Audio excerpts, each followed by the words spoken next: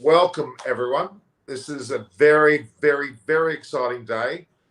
Not because Delhi are playing Chennai, but because as of midnight, which is only a matter of 25 minutes away, Sydney has opened up again. Tomorrow morning, I'll be able to have a shave at a barber, a haircut, everything. We're opened. After 4 months of lockdown, we're actually open. So thank you for that. And now I'm also thankful because I have a kind of blue shirt on, but I have a gentleman with me who is extremely popular and extremely in demand. I have to actually book him, otherwise he's not available. That is Gurkharat Singh Gill, who's a magnificent man. And Kunal, and I am not sleeping. I'm fully awake. Been awake the whole time. I've just been uploading a series of media bulletins and media conferences about the Ashes, which will be in Australia in a matter of months. They've announced the England side, and the England side is without Sam Curran, obviously Jofra Archer and the likes of Ben Stokes, which will be interesting. There's also one more omission which I'm surprised about. I'm surprised about Oli Stone missing out. I heard Oli Stone's not there. So, yeah, that is one bowler that they should have kept in the squad, considering how the pitches are. You need someone who can, extract the extra bounce available on the Australian pitches, because there isn't that seam or swing movement anyway. And we saw that when India toured Australia as well. Apart from the pink ball test, there isn't much movement available. You have to rely on the bounce a lot more, and which is why the Indian seamers, when they bent their backs, they were able to extract that. So I'm a little surprised that why they don't have Oli Stone. But yeah, eh, I do sense that Australia will comfortably win the Ashes. It's fine. Maybe Gill, it's because they've got already two Ollies there. They've got Ollie Pope, Ollie Robinson. Ollie Stone will only confuse them. Maybe they couldn't handle having three Ollies in the one squad. No, I'm joking. Yeah, that is another omission. But is it the strongest side? Well, we'll wait and see. I mean, at least they're coming. And we can talk more about the Ashes in a separate event, but certainly Australia will need some concept of practice. I had Matthew Wade on a media conference earlier today. He was meant to play some matches in Australia, washed out, couldn't play. He's going to the World Cup underdone. Then he comes straight back, not that he'll be playing Test cricket, but the Test team won't play against Afghanistan. They'll have virtually no cricket, straight into a Test series. They're poorly underdone, actually, Australia, very poorly. They're going to have a lot of trouble early on, especially against an England side that will do well, certainly. So, today, Qualifier 1, the IPL is coming to a climax, finally. After 56 matches during the tournament, Delhi Capitals versus Chennai Super Kings, the winner straight through to the final. Extremely important match. I don't think either side wants to lose. Can we take into the account the form of Delhi and Chennai in the previous couple of matches? We'll talk about that and the selections. But what's your take, Gil? What's your take on this match and the four for that matter? Delhi do have the team to beat Chennai, and they've done it. They've done it twice this season already. They did it last season too. But we still don't know if Marcus Stoinis is going to be available. Delhi's number 6 and number 7 is an underbelly.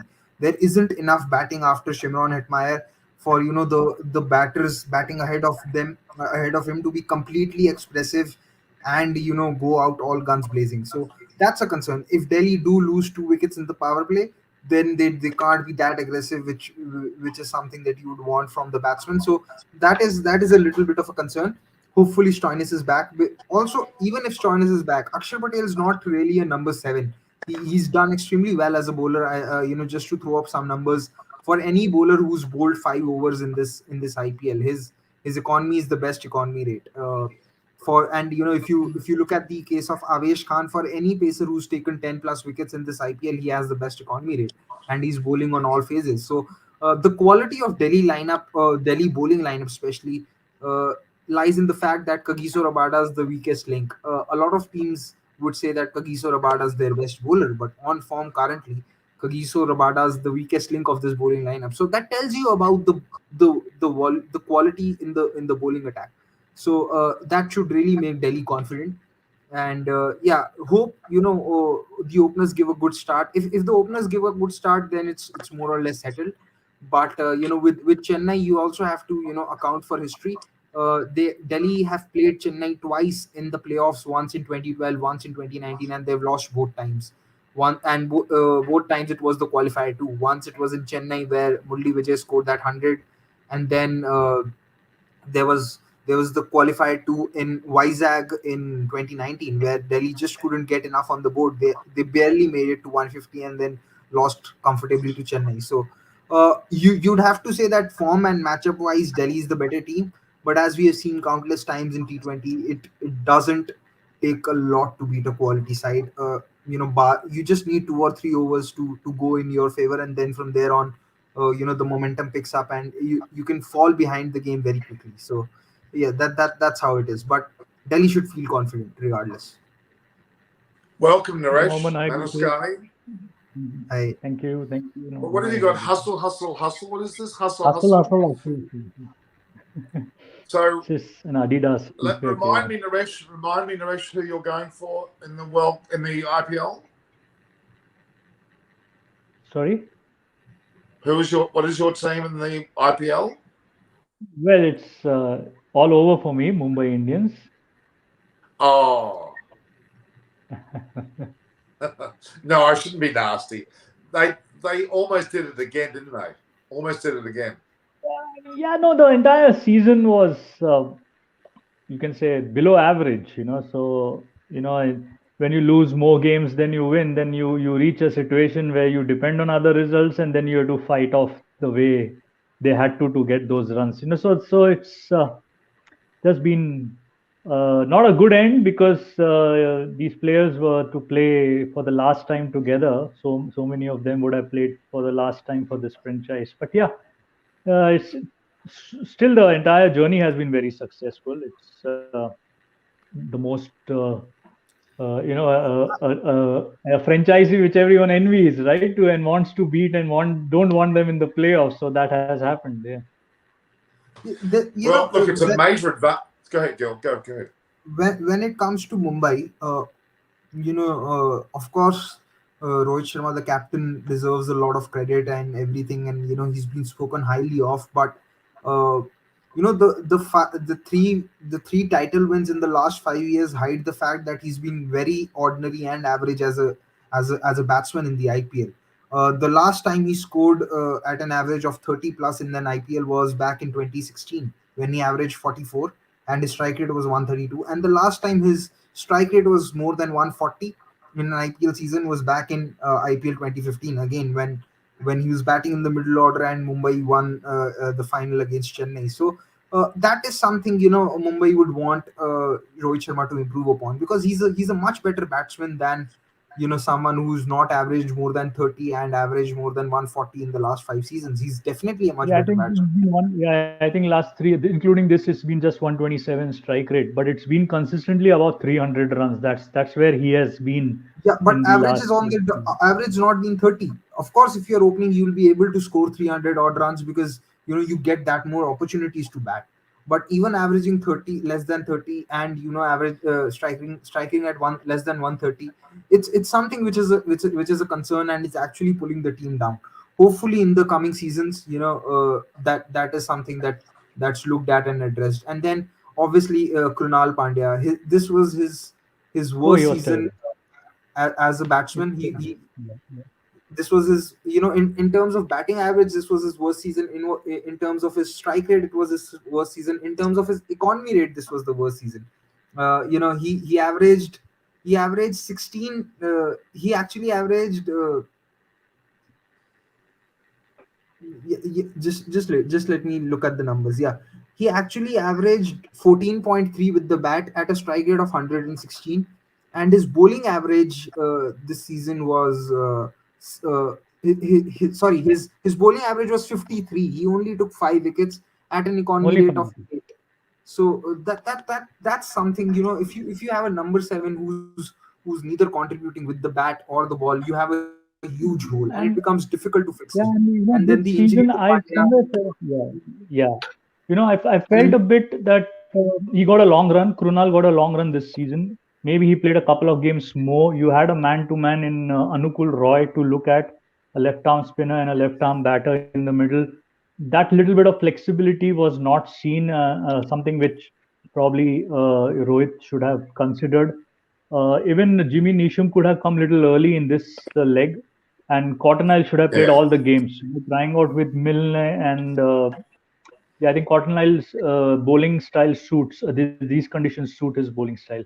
So these are the I few think misses, and especially the losses. Gurkir, the one against Bangalore, 54 runs, Kolkata chasing in 15 overs, that hit the net run rate so hard.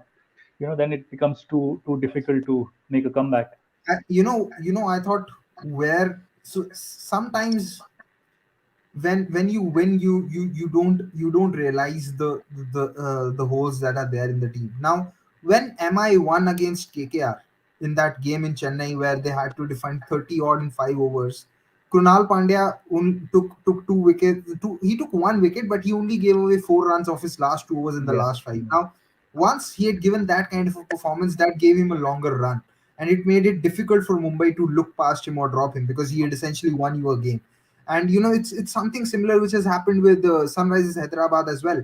It's not that the holes in their setup were not evident back in 2020 or back in 2019. Even in 2019 they had only won 6 games and qualified for the playoffs, so that should have sent the alarm bells ringing amongst the think tank of Sunrisers Hyderabad. But sometimes when you get the eventual result, you just don't look to address the problems that are there because you feel okay, everything's working, why to change it. And that's been the case with Mumbai Indians this season to some extent, and it's been the case with someone like Sunrisers Hyderabad this season, because there it was obvious, it was always evident even when Warner was at their top form that they didn't have a middle order. It was evident that they've only had two bowlers for now 4 seasons, Rashid and Bhuvi, and this time when Bhuvi was also not in form, they really struggled, and it was bound to happen someday or the other, and it just prolonged one season and made it a very painful then for them.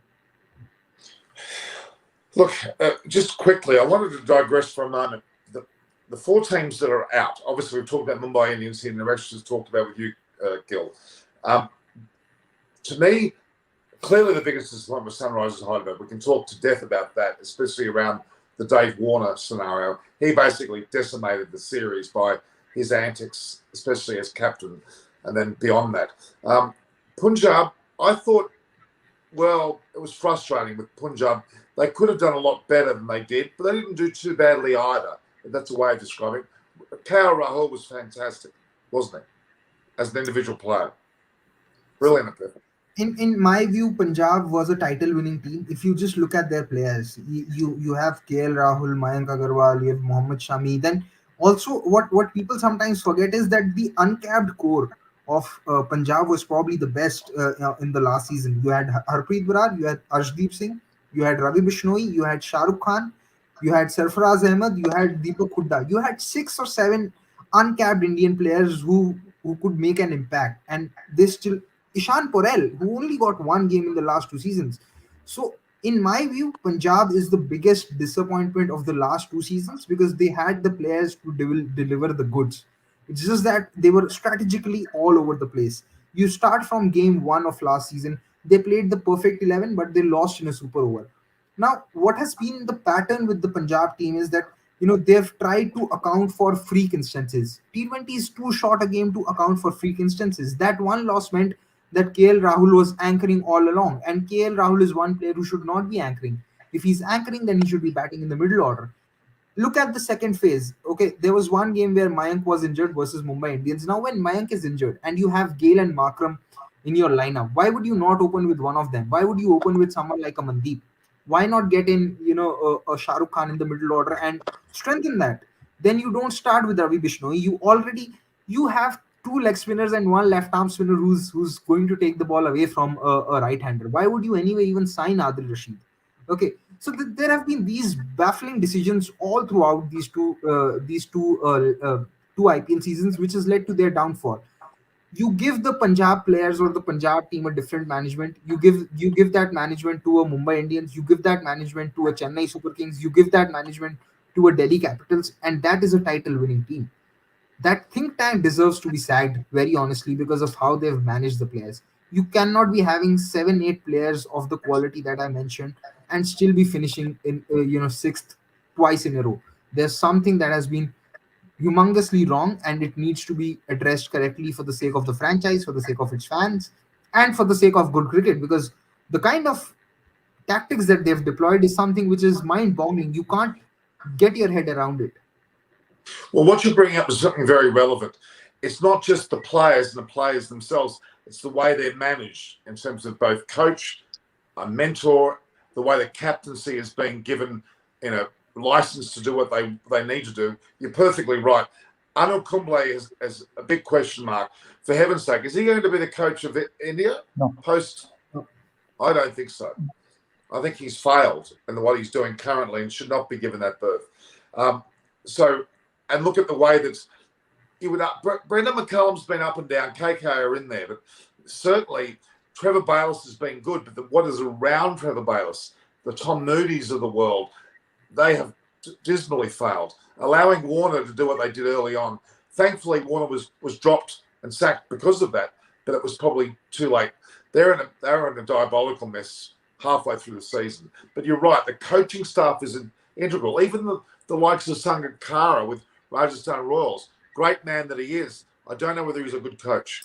With Rajasthan, I was they have my sympathies because it's very difficult to replace the players of the quality of Jofra, Butler, and Stokes. So once you have those three big holes, it's like Mumbai Indians losing Kyron Pollard, Quinton de Kock, and a Trent Bolt. Now, how do you fill these gaps? It's impossible. So, and even apart from these players, it's not that they did not have replacements. There was Andrew Tye who went back home due to the bubble fatigue in the first leg. So did Liam Livingstone.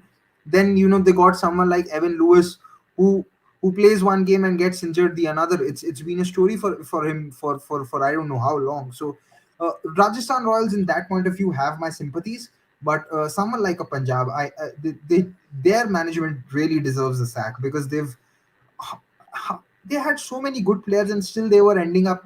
Last season they played a game against Hyderabad where they had Mujibur Rahman at number 7. And this season they had Chris Jordan at number 7. How do you do that? It's hard to make sense of. Really, Punjab Kings or Kings 11 Punjab, the Punjab franchise over the last 2 seasons are a case study on how not to run a T20 team. Is this true? Amit Shrivastava saying that Tom Moody's expressed him to be an coach. Don't do it. He's always expressed it. He's filed. I think he's been rejected thrice. He was rejected when Ravi Shastri was made the coach. He was rejected when Anil Kumble was made the coach, and I think he was rejected when who was the coach? When Duncan Fletcher also became the coach, if I'm not wrong. So he's been rejected thrice. Actually, to me, the best, if you want to call about Australian coaches, if Australia don't get a hold of him, is Trevor Bayliss. He's got incredible respect. Remember how he went with England? He did very well with Sri Lanka. He's well known. I mean, he hasn't done well with Sunrise Hyderabad this year, yes, but in general, he's an excellent coach. But who do you think is going to be Indian coaching? Is there any early predictions? Stephen Fleming could be, or Mike Hesson. One of them could be those. Mike Hesson. Mike Hesson. Hesson. Okay. Currently with RCB. Because he's now worked with Virat Kohli over the 2 seasons of IPL, and they've managed a turnaround because I think between 2017 and 2019, RCB had finished on the bottom twice, and they were 6th once. I think that was that was probably 2018. So so from that to manage a turnaround was a great job from Hesson and Katic. So maybe Hesson could be the coach. Maybe. Hopefully he is. So what you're saying is it'll be a non-Indian coach? Yeah, I mean...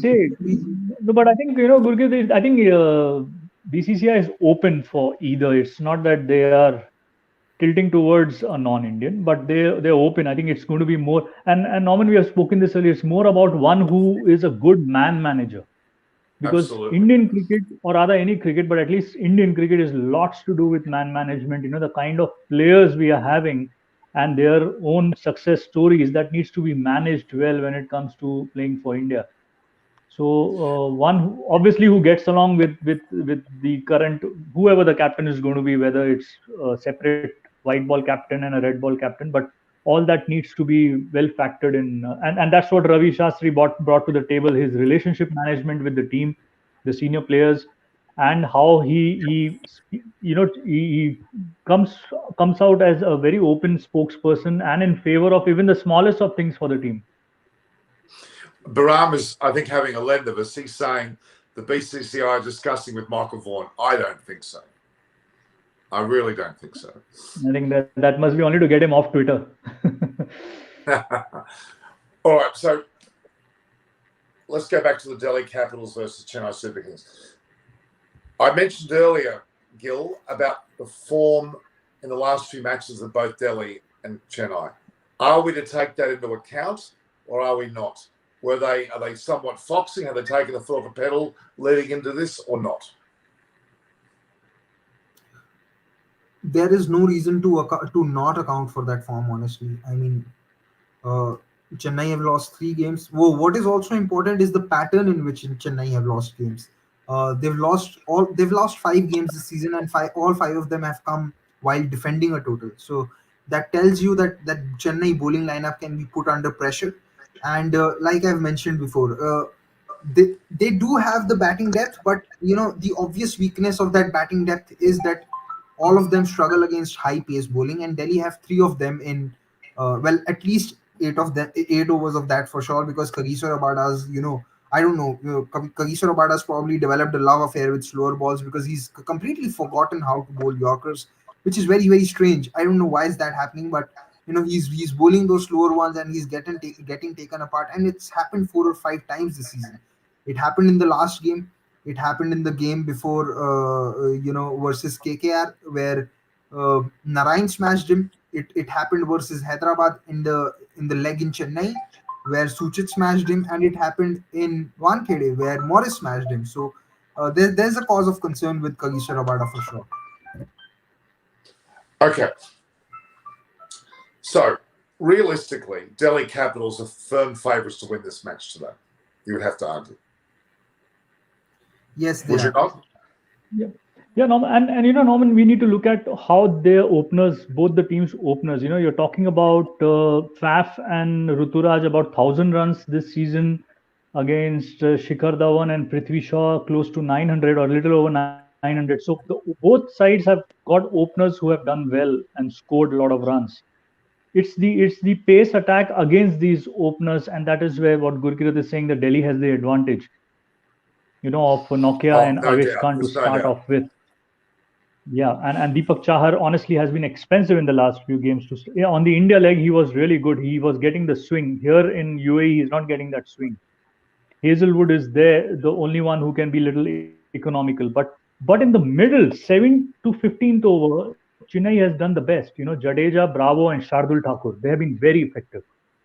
So that is where on how well the openers play. Chennai, the last 3 games, the openers have got out in the power play, or at least one of them, which was not happening earlier.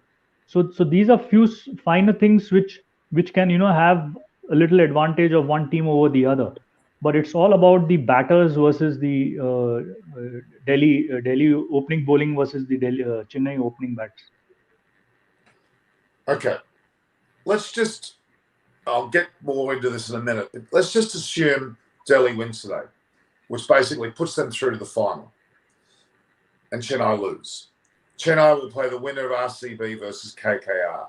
You would have to argue that Chennai could actually have a 1-2-3 knockout punch. They could actually fall straight out of the competition. Why? Because RCB and KKR have been on a pretty strong winning run in general, as opposed to CSK. And when you're on a losing streak and again lose today, you're heading down the barrel of teams that are in the ascendancy that you'll be facing. Really, RCB or KKR could well have the measure of Chennai and then progress to be in the final against Delhi. Is that a fair summation? I think you'd probably against they if current form is to go by, they've not lost a single game this season to RCB or to KKR. But then again, that match, if it happened, if CSK are playing that qualifier, it would be in Sharjah.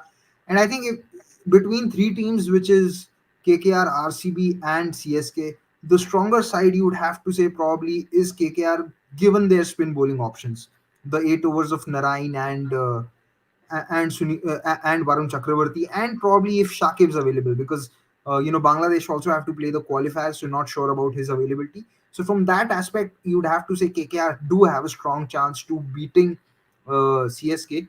But again, the fact is that Chennai have been one of the teams which have always dominated spin bowling. They dominated Sunil Narayan at his peak in 2011, 2012, and all those seasons. So there's nothing to stop them from doing that again. But that pitch is something else. You need someone like a Shubman Gill who's shown that why bat when it comes to batting on difficult surfaces, he's the go-to man, and he's done it so far. Done that pretty well so far in his short career. If you look at it, whether be it Gaba or whether be it the first game in first Test match in Chennai versus England where he scored a 50, or the last game where he scored a 50 again, and he scored that 50 at a strike rate of 130 in Sharjah. If you look at it with some context, on a normal T20 surface, that's a strike rate of 150, 155 at least, if not more. So uh, you'd have to say that KKR might be the better side to play those two games at Sharjah. Yeah, and yeah, both are in Sharjah. The one tomorrow is in Sharjah, so the team winning tomorrow will stay and play, rather play the next game in Sharjah. So that is the other advantage of having a back-to-back at the same venue. So yeah, it gets difficult for Chennai because if they lose today, then they go on a much difficult track to play in Sharjah against one who has won on that ground. I honestly can't see Chennai resurrecting themselves, so to speak, if they lose today.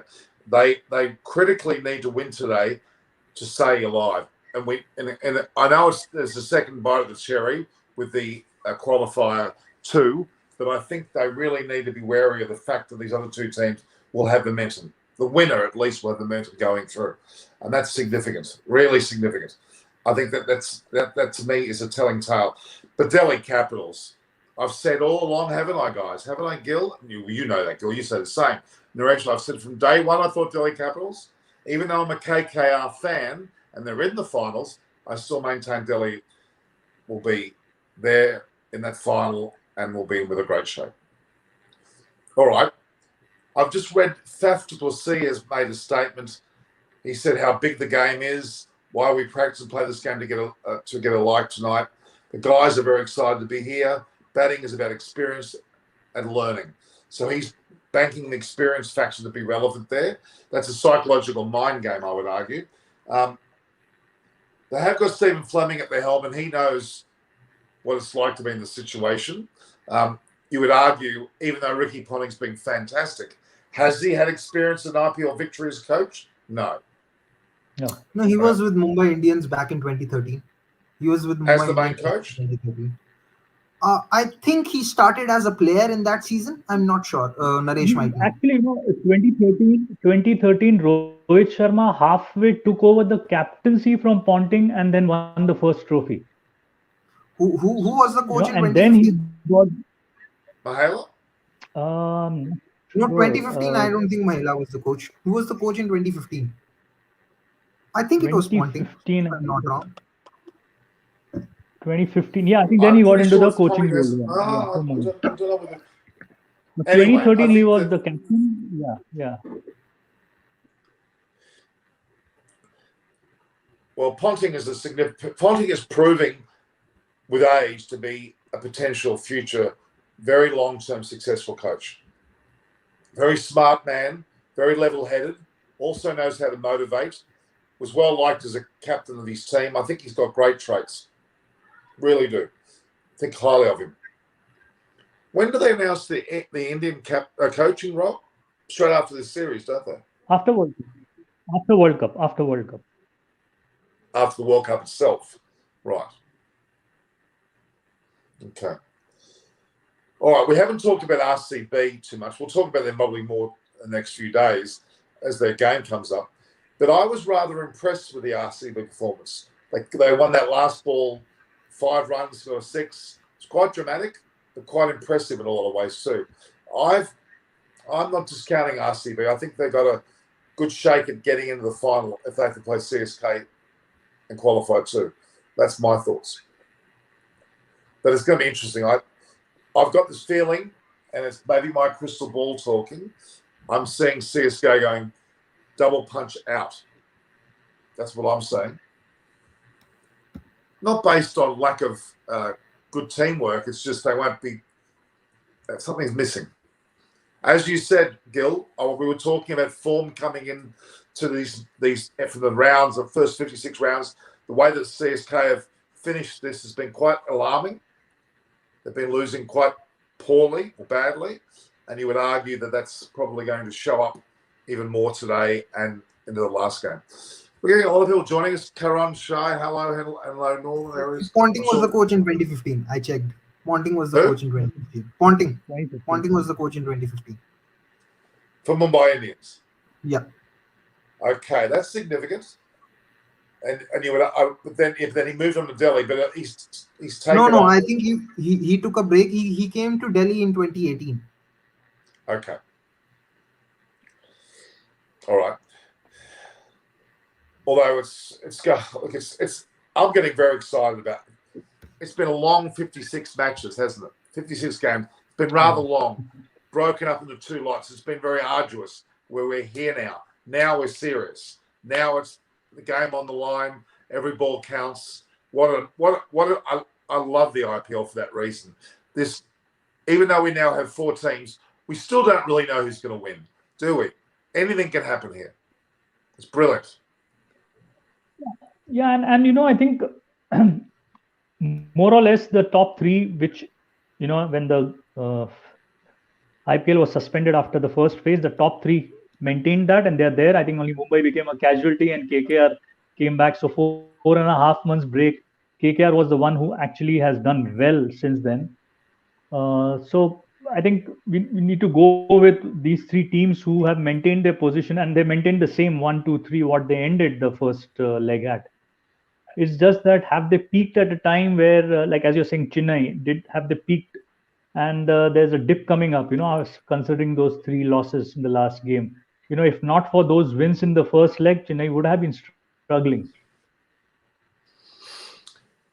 I still look at KKR on paper, and I do scratch my head a little bit how they've been that successful. Even though they've had a few players. Norman, they played Lockie Ferguson. That's pretty significant. You're right. The inclusion Lockie Ferguson certainly. They don't miss Cummins. That's what he's filled. That's one. And the decision of Venkatesh Iyer. Sometimes decisions don't go in your favor, but these 2 decisions have been the success story of KKR in the second leg. Look, we just don't know, but I would argue that Chennai will play the winner, obviously. I think Chennai won't win today. They'll play RCB/KKR, and the RCB KKR factor will be the one that gets through. I think that's my way of looking at it. Okay, if cricketing merit is to take over and dictate which team wins and which doesn't, you'd have to say that Delhi go in as favorites today. Then KKR beat RCB, because RCB the batting is being carried by one man. It's Glenn Maxwell, and he's due a failure somewhere. Kohli is not doing what he should be doing post the power play. He's starting off quick, but he's then slowing down post the power play so much that he's not even able to score at run a ball post the power play, which is affecting the team. Devdutt Padikkal, as of now, he's amongst the top 10 run scorers, right? But his strike rate is 125, which is the lowest among the top 10 scorers. Virat Kohli's strike rate is 119, which is again his lowest since the 2012 season. Then there's De Villiers, who we know that struggles against spin early on. So against that lineup, which has Narain and Chakravarti, you'd have to say that KKR have the slight edge, and barring a great knock from one of the three, which is Kohli, Maxwell, and De Villiers, you'd have to say that KKR go in as the stronger side. Also, I don't know. Now they are again. They can't change the team right now. Ideally you would want that team to play Hasaranga on that pitch, but I don't think they'll make those changes. They'll still play Christian, and in place of Garton, they should actually be playing someone like a Chamira who's in Sri Lanka pacer, who can actually add more dimension to that bowling attack, who can bowl at the death. But I think with both those of changes, them are not available now because they have to go for qualifiers. They've been called to Oman, so I think oh both yeah, of them are not available. that Yeah. that, that too. So now they are in a fix, and that is why I feel against KKR they might come up short, unless, like I said, Maxwell plays another blinder, and who's probably having his best season of the IPL. He's 2 runs away from becoming the third player after Rishabh Pant and Andre Russell to score 500 runs while batting at number 3 and 4. Number 3 or below. He's batted at 4 and 5 this season, and only two players have scored 500 runs who've not batted in the top three. And he scored 650s, out of which three have come on pitches like Chennai and Sharjah. So that tells you how much impact he has had with the bat. And then I think in the last 5 games he scored 450s, one against Mumbai, one against uh, Mumbai, one against Rajasthan, one against Punjab, and one against Delhi. And if it had not been for that run out versus SRH, he would have probably had 5 consecutive 50s. Now that is something you could play on the flattest of pitches, but scoring 5 50s in a tournament like sorry, in a format like T20 is impossible, because Unbelievable. it is such a high risk game. So he's actually been the batsman of this season regardless. KL Rahul might have had the orange cap. Shikhar Dhawan might have done well. Mayank Agarwal, Shaw, all these guys might have done well. But what Maxwell has done is something incredible. Okay. Just a word of warning about RCB, though, because we haven't seen Abby de Villiers in full flight in the second leg at all. And he could be the one that can pull out things out of the fire in a match like this. Admittedly, being a South African player, they haven't done too well in any form of T20 tournament. So we haven't got a great deal of runs on the board there. And Kohli isn't exactly known to finish well either for the IPL. But I've got a feeling that we might see something out of those guys in the match against KKR. That's going to be a particularly exciting match, to be honest with you. There's a lot more. Yeah. They're both going to be on edge because they're out if they lose. Today's match, I just don't think Delhi's going to go for it, and CSK's just not ready for this match. They need better form going in. It'll take something dramatic. Even though they've got experience, you can't have 3 losses on a trot and have any mental state that can be confident, realistically. All right, we've got a few points.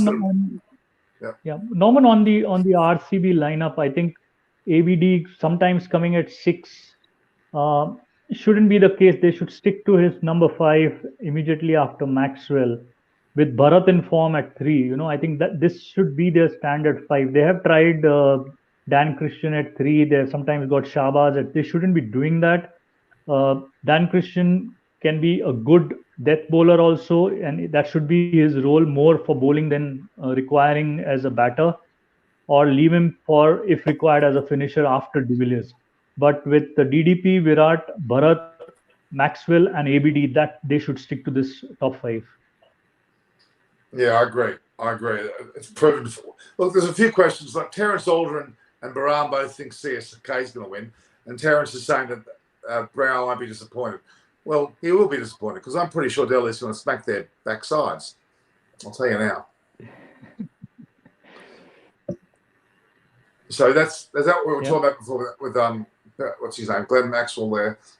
Look, if Australia's got any hope in the World Cup, Glenn Maxwell's the man. And I still maintain that he should be in the captaincy role for Australia, either vice captain or captain, because he can lead a side. Aaron Finch is still pretty good, but really they need a Maxwell. Australia's not going to make it. They're not going to make it. Did you see the prize money, guys? Quite healthy, the prize money. Yeah. 1.6 million US. 1.6 million. Yeah, they just announced it today. ICC 1.6 million. Is it just little over what they announced for the Test Championship final? I think.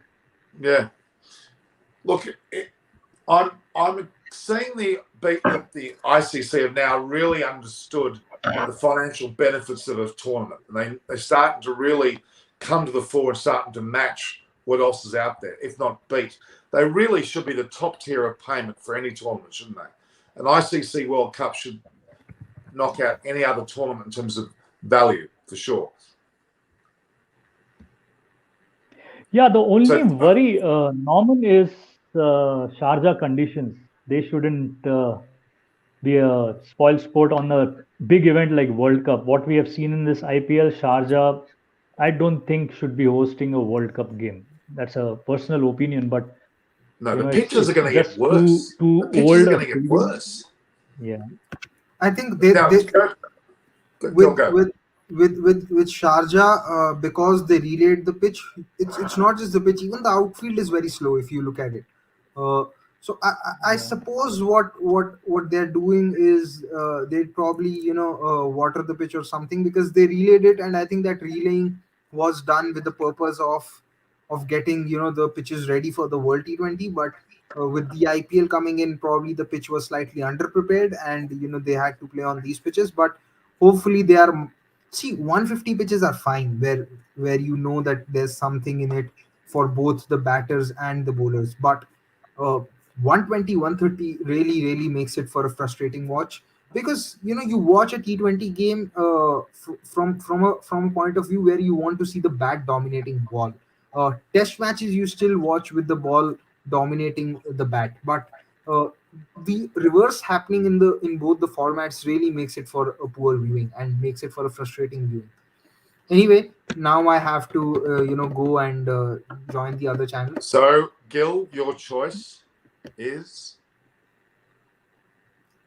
Yeah, I'd obviously back Delhi to win today. Don't say it that way. Say it with great certainty. That's obvious. It's not obvious. Say they're going to win because of what?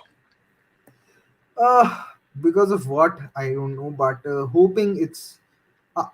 hoping that Hetmeyer actually plays a big knock. He's done very well. He scored 200 runs for Delhi at a strike rate of 180, and he's played some very handy cameos. I just hope today that he plays a big one. Okay, so Stoinis, I think if Stoinis is back, Stoinis is a great balance, and you have that variety of six bowlers. I think with Ripple and Lalit, what has been tried, that sixth bowler option, big game for them to be part of that kind of an option. Yeah. So Gil, your man of the match? That is very tough to call. Extremely difficult to call. No, you use your mouth and you say a name. That's not difficult. Okay, so man of the match would be Nokia. Okay. Okay. All right, so Nokia, the phone company, is going to be man of the match. I'm not sure. Samsung? Because Samsung's out. Samsung's out. Yeah, they've lost battery. Their Wi-Fi is not very good. Okay. Yeah. Oh, we're talking about players. Sorry, Alan. All right, Gil, you're going to go. Bye. Yeah. Bye. Yeah. We'll see you soon again, Gil. So, Naresh, Gil's clearly done. Now, who was your second team behind Mumbai? Who's your second favourite team? I don't have a second team. I stick to Mumbai. First and last. Mumbai or the highway? Yeah, right from day one. Actually, that's very interesting one. Norman, I'm born and brought up in Mumbai, so obviously it was automatic choice when IPL started. It's about Mumbai. But then I moved to Pune, and Pune got a franchise. That is where it became a bit tough now. What do I go for? So Mumbai Pune played a final. If you remember, 2017 final was Mumbai Pune. And I was in Pune that time, so I was out with friends. So being in Pune, I was backing Pune, but in my heart, it was obviously Mumbai. And when Rohit Sharma, and that was also, I think, a 1 or a 2-run win, with Rohit Sharma got. Dhoni was captaining Pune. So yeah, that's the only time I felt that, okay, what should I go for? But otherwise, it's Mumbai all the way. Okay, Mumbai is not there. Pune is not there. Gujarat's not there. They're all not He's there. not there. Yeah. So we're left with Delhi versus Chennai. You're saying today who should win? Today, Delhi looked very good, and that's why I feel that if Stoinis comes in this phenomenal balance side, yeah, Delhi looks good. And I would like to see Virat lifting 2 trophies in 1 month: the IPL final and the World Wow. Cup final. And I hope it's not Morgan. Well, I mean, look, it won't be in the 1 month. It'll be in 2 months because one's in October, one's in November, of course.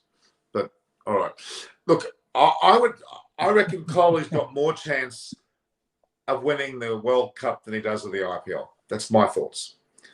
I think his World Cup he should really smoke that. They've got such an incredibly full of depth their squad. They really have a lot of players that are in good form. Now, they didn't make any further changes to the Indian squad, did they? No, I mean, I haven't read anything official, but unofficially I've read that no changes, and They couldn't only because they had yesterday. Malik They had to make it by yesterday. No, today was the last day. Well, it's not. It's now the 11th here. Yeah. Okay, it is the 10th. But you would have heard something by now. Yeah. You would think. Yeah. Well, maybe the next couple of hours I don't think there'll be any changes. I'm pretty sure. Only Harshal Patel and Malik have been added as net bowlers. Malik, who was clocking 150 for Hyderabad, and Harshal Patel, I think it's more to do with the slower ones and his effectiveness. But they're two future Indian bowlers, aren't they? Umar Malik and Harshal Patel, they're really future players, aren't they? They are the future, yeah. But no change in the main 15. Okay, but Pakistan have made some changes. I've seen that today. They've added some extra players to their squad. 3, and now I think the 4th change has happened with Maqsood being injured. They've got in veteran Shoaib Malik. But otherwise, first they announced 3 changes. Now the 4th one has happened. The reality is that we shouldn't discount Pakistan for this. Realistically, it's a match in the UAE where they've played a lot of cricket over a long period of time. If anyone knows the grounds in that part of the world, Pakistan do, don't they? They're very, very well rehearsed on those grounds. So I would argue they're a threat. India, England, and West Indies are my other 3. I'm saying Pakistan or New Zealand. That's my 4-5.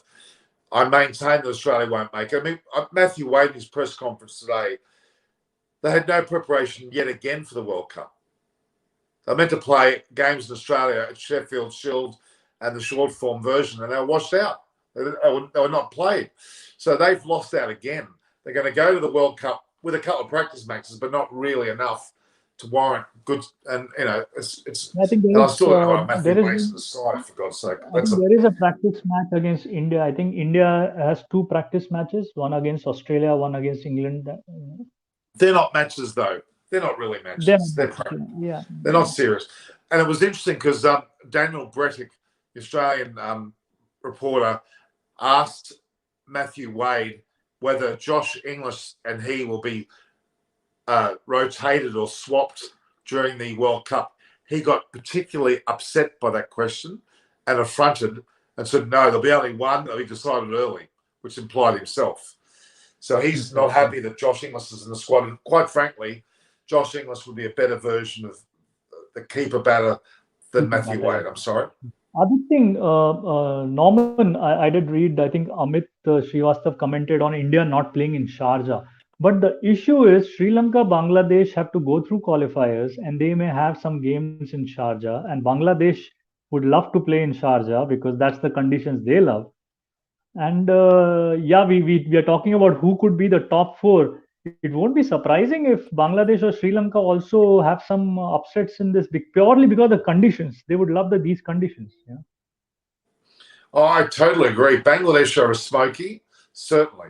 They could well be one of the top 4. It's possible, very possible, because we can't discount their form against West Indies and a lesser West Indies side, you could argue, and an Australian side it was lesser, but they still beat them pretty comprehensively. And that would be an element of we can win at all costs. And they look pretty good. They look, I mean, what I'm seeing in Oman versus Sri Lanka, both of those sides are, Sri Lanka's barely getting across the line. Sri Lanka's, oh my God, they may struggle even to actually get into the finals. So that first, the qualifiers in Oman start in less than a week, roughly a week, don't they? Yeah, I think there are a couple of more practice games going on. I think there is Oman, Sri Lanka, and Bangladesh playing some games. Yeah. They should be starting, on the 17th, 16th or 17th they start. Yeah. And then the qualifiers. big match 17th. is October 24th, the first match of India versus Pakistan. 23rd is start of World Cup. 23rd. Yeah, but the 24th is the first game for India. For India, yeah. So I think there are double headers. It's a double header on 24th. 23rd, I'm not sure whether it's a double header, but 24th is a double header. I think South Africa is playing afternoon game. Not sure against whom, but Australia? the second one evening game. I think it is South Africa, Australia in the afternoon, and then evening is India, Pakistan. It's a Sunday. And Saturday start with the last World Cup finalist in England, West Indies. There's been a lot of discussion about the Chennai middle order. And a player like Raina and certainly Moeen Ali haven't performed very well. And even Dhoni himself has been underperforming. I can't see that changing. I mean, Robin Uthappa's there as well. But there's something not right with the CSK lineup, I'm afraid. And it's becoming exposed. If you see on paper, it's probably the lineup which bats deep right up to 10. Where the concern is number 4. It is Raina/Uthappa. Both didn't score. They've got their chances. They didn't score. But probably we'll see Raina come back for this game. Number 5, Ambati Rayudu. Should he be batting at 5 or should he be coming late? Or probably he should be coming at 4. And then number 6 is Dhoni. Now that is another concern. Dhoni has not, been in touch. You can say he's not in touch with batting. But with Jadeja, Bravo, Shardul Thakur, Deepak Chahar after him, honestly, should he be batting? Why not Jadeja before him? So this batting order settled. Rayudu should bat at 4, I'm afraid. That's my 4. I reckon he's shown more capability this series than any other. They've got, with Gaikwad and Du Plessis, they've got a pretty good opening pair, haven't they? Yeah. Haven't they? So, I mean, and Moeen Ali, I don't know. I agree with Ben. They should get Pujara in, because if Raina and Uthappa are not scoring, probably Pujara at number 4 or 5 would get some runs. Do you seriously think they're going to put Pujara in? If they should have played last couple of games. They should have played couple of last games. Can you imagine if Pujara walks out first drop? They'll be shocked. No. Well, at the top, you'll get a shock if he's named in the side. See, one of these other IPL franchises that are lacking opening positions or thereabouts should be getting Chris Lynn into their stocks, because he was wasted in Mumbai. Didn't get one single game the entire tournament. When he's the sort of player that ranks very highly for me and has not been, you can't have a player like that and not have him playing games. Serious mistake. And it's very frustrating for me to see a player of that caliber. It was fine. Hardik Pandya didn't bowl the entire season last year, but he and Pollard were the best finishers. You didn't look at Mumbai batting attack beyond Pollard at number 7. But this entire season, the way they have struggled, in the end, you felt that if Hardik was bowling, Lynn should have been in the middle order at number 4 to bat. But they couldn't, because you need at least 6 bowlers to cover yourself well, because the batters were not scoring. And then the change they got of Neesham was actually a very bold one, to drop Quinton de Kock, get Neesham, and then get Ishan back on the top. So last few games, you can say Hardik not bowling was a big miss, because then you could have gotten Chris Lynn and Quinton de Kock both in the batting order. I mean, look, Quinton de Kock, this close to a World Cup, is better not strategically. I think there's more than IPL going on here. There's an element of World Cup going on. The desire to have Ishan Kishan in the Mumbai lineup, well, proved successful. He batted fantastically. And he now has got the form of it. Sky hasn't. And de Kock, I don't think India really wants him to be performing well because he's playing for South Africa. So I never really liked Quinton de Kock as opener, to be really honest with you. I think they made a mistake there. Not because he's not a good enough player. It's not the point. But he is a keeper. And, well, the question is Ishan Kishan or Quinton de Kock? That's the issue they've had. And they went away, and it actually worked. So but last year, in UAE, I think both got 500 runs, or Quinton was close to 500. Ishan got 516. So and if you remember what Rohit said in the end, that these players, the what they have done for the team, it's getting too difficult to keep them out. And obviously they come in with a reputation also. They're defending champions. This is probably the best batting lineup you see in IPL this 7. So it does get that difficult, and that's where I felt that Krunal got a much longer stint than he should have. Because he was very poor with the bat and ball. Yeah. So you're suggesting that they should have actually had both de Kock and Ishan Kishan in the team? Is that what you're suggesting? Yeah, but then Ishan was not doing well at number 4. He just couldn't get the runs once the power play was. Well, he's a better opener, isn't he? He's a better opener, yeah. So this makes me think for the World Cup, because Kohli clearly wants to bat with Rohit Sharma as an opening pair, especially as it gets towards the end of the World Cup. They're going to want to be opening together. I know that. But maybe Ishan Kishan's the answer. He impressed me no end. Now, if you remember the England series, which Kohli did say it's like a rehearsal for the World Cup, because obviously you're playing England, one of the best sides. He opened with Rohit the last 2 T20s. He had Sky at 3. Now, though Sky is in the side, is he the first choice 3, or Virat goes back at 3 to get Ishan and Rohit to open, and then you have KL at 4? We don't know. It's still unknown, though Virat would want to open in the World Cup. But then if Sky is at 3, Ishan doesn't get into the batting lineup then you need to have KL also in the side. Well, Ishan Kishan deserves his spot over Sky at the moment, as far as I'm concerned. If I were to pick a team on form, I'd have Ishan Kishan in there, honestly. Yeah, but at number 4, he didn't do well at all. No, but then he would be as an opener and put Kohli back down, at least in the initial games. Yeah, that's what I'm saying. If Kohli goes back to 3, they have an option between KL Rahul and Sky. Now, last game, if you see, Sky actually came at number 5. Hardik and Pollard batted ahead of him. So I'm sure these are some permutations, combinations they're trying, keeping World Cup in mind. Especially Rohit Sharma was, because you have 6 players, including Rohit Sharma, who are part of the World Cup squad. So Rohit Sharma has to take those decisions on what actually the World Cup lineup could be the best. If these guys are there, most of them are from Mumbai. So we're about to get the toss. How important is the toss? I think if you win the toss, you've got to elect to bowl. That seems to be the theme of the IPL, certainly. So the winning toss should be to bowl first.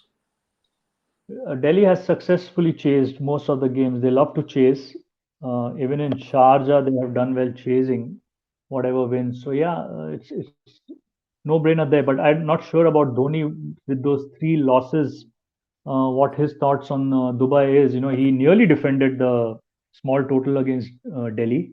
The last one, if Hetmeyer was not dropped, we could have had a different result. Yeah, I would argue that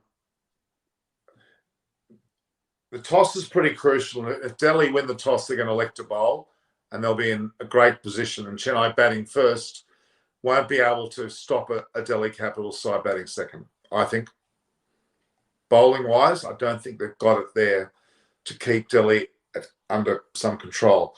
So, okay, Chennai Super Kings have won the toss and have chosen the bowl. Yeah.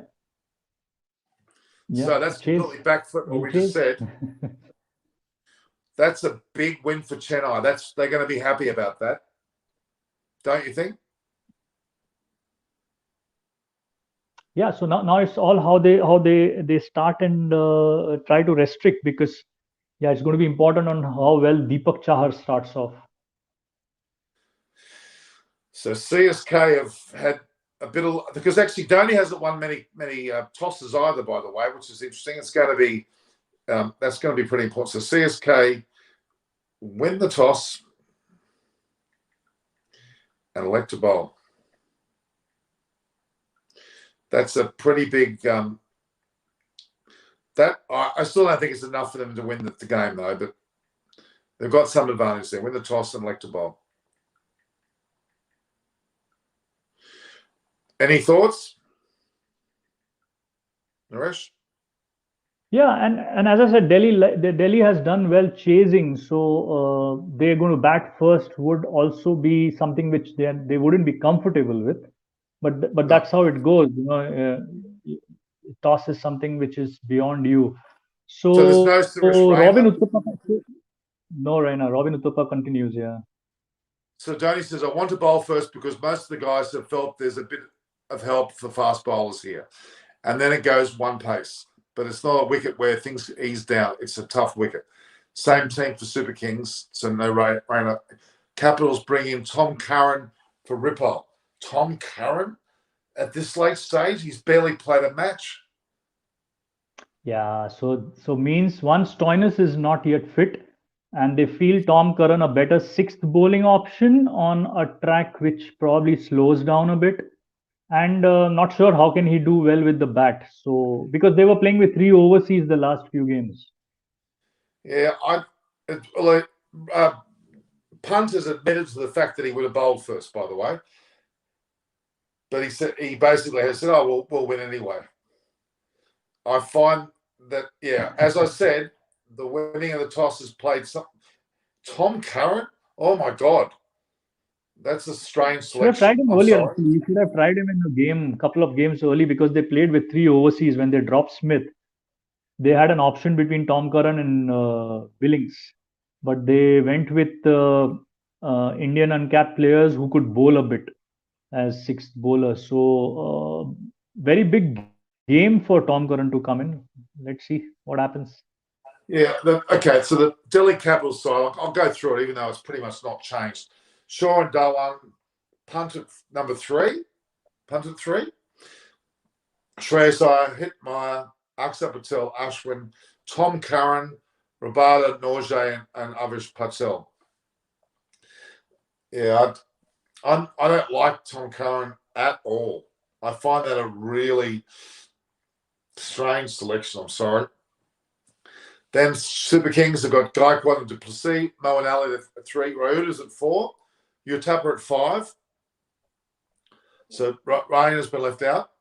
Dhoni, Jadeja, Bravo, Thakur, Deepak Chahar, and Josh Hazlewood. That looks like a somewhat better side. But Delhi Capitals still. So Rishabh Pant's at number 3. Is that normally where he bats? No, he bats at 4. Well, they've got him down at 3 in this order I'm seeing here. Yeah, we'll have to see what number he comes. It's normally Shreyas at 3.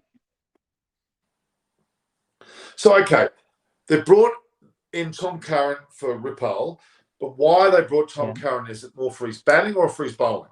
Because his bowling is bloody ordinary, if you ask me.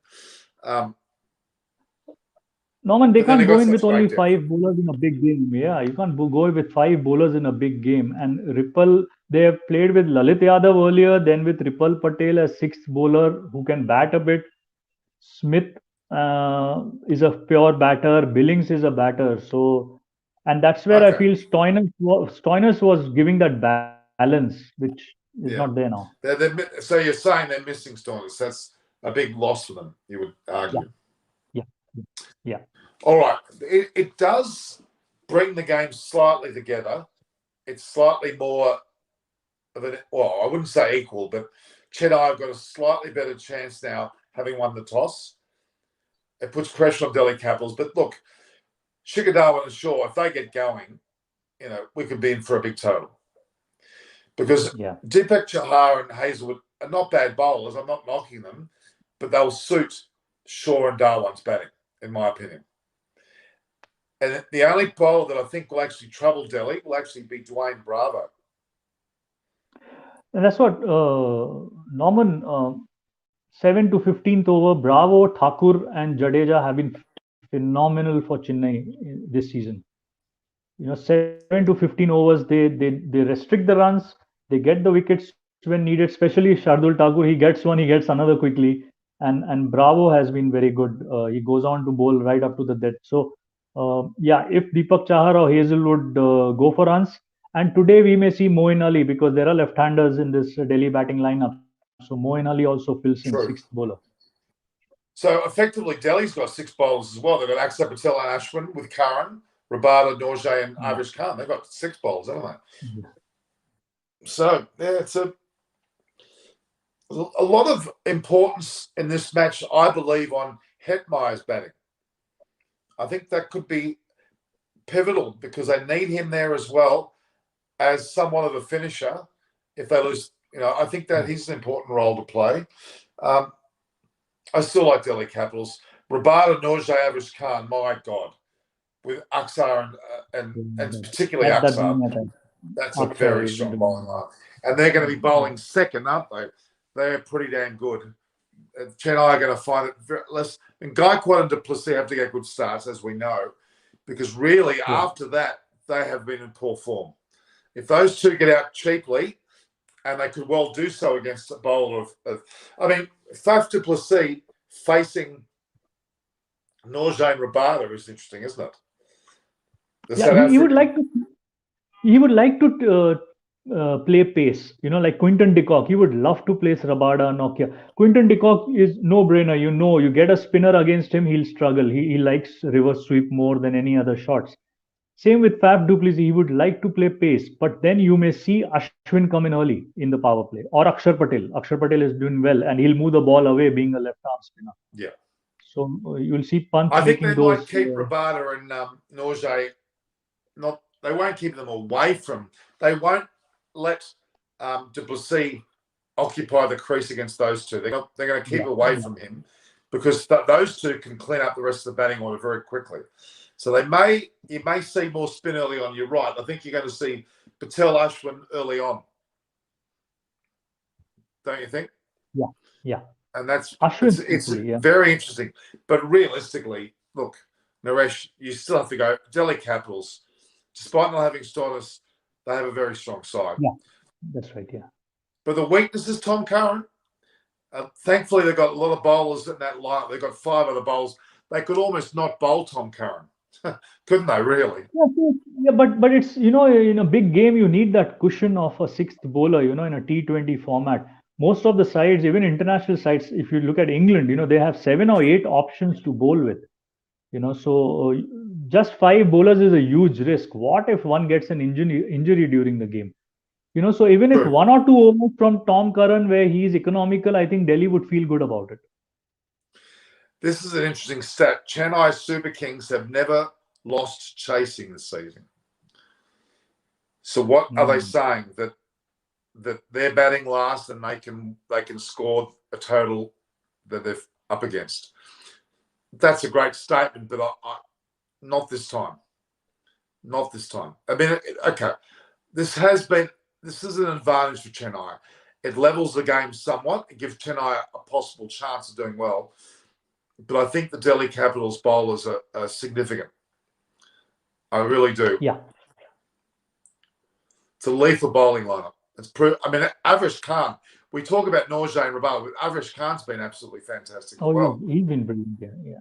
He's been brilliant, and he's in the second leg kept Umesh Yadav and Ishant completely out. First leg they got a game. I think Ishant got a game, couple of them. But second leg, it's all been about how Avesh Khan is bowled. So what they're saying is Shikhar Dhawan's the key batter for Delhi to get out for Chennai, because every game that Chennai played Delhi and Delhi have gone on to win, Dhawan's featured quite heavily. And that's what you would expect. The opening batters are generally your dominant players. And they're talking here about the lowest score that has fetched the side batting first a win in Dubai. This leg has been 156. So they're implying that Delhi need to get 156 plus. Plus, yeah, it would be a good total to defend, yeah.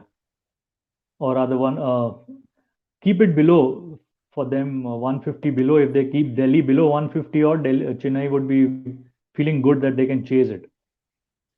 Now, Delhi's batting lineup with Akshar Patel at 6 may seem weak, but it's not, because really their top 5 are so strong.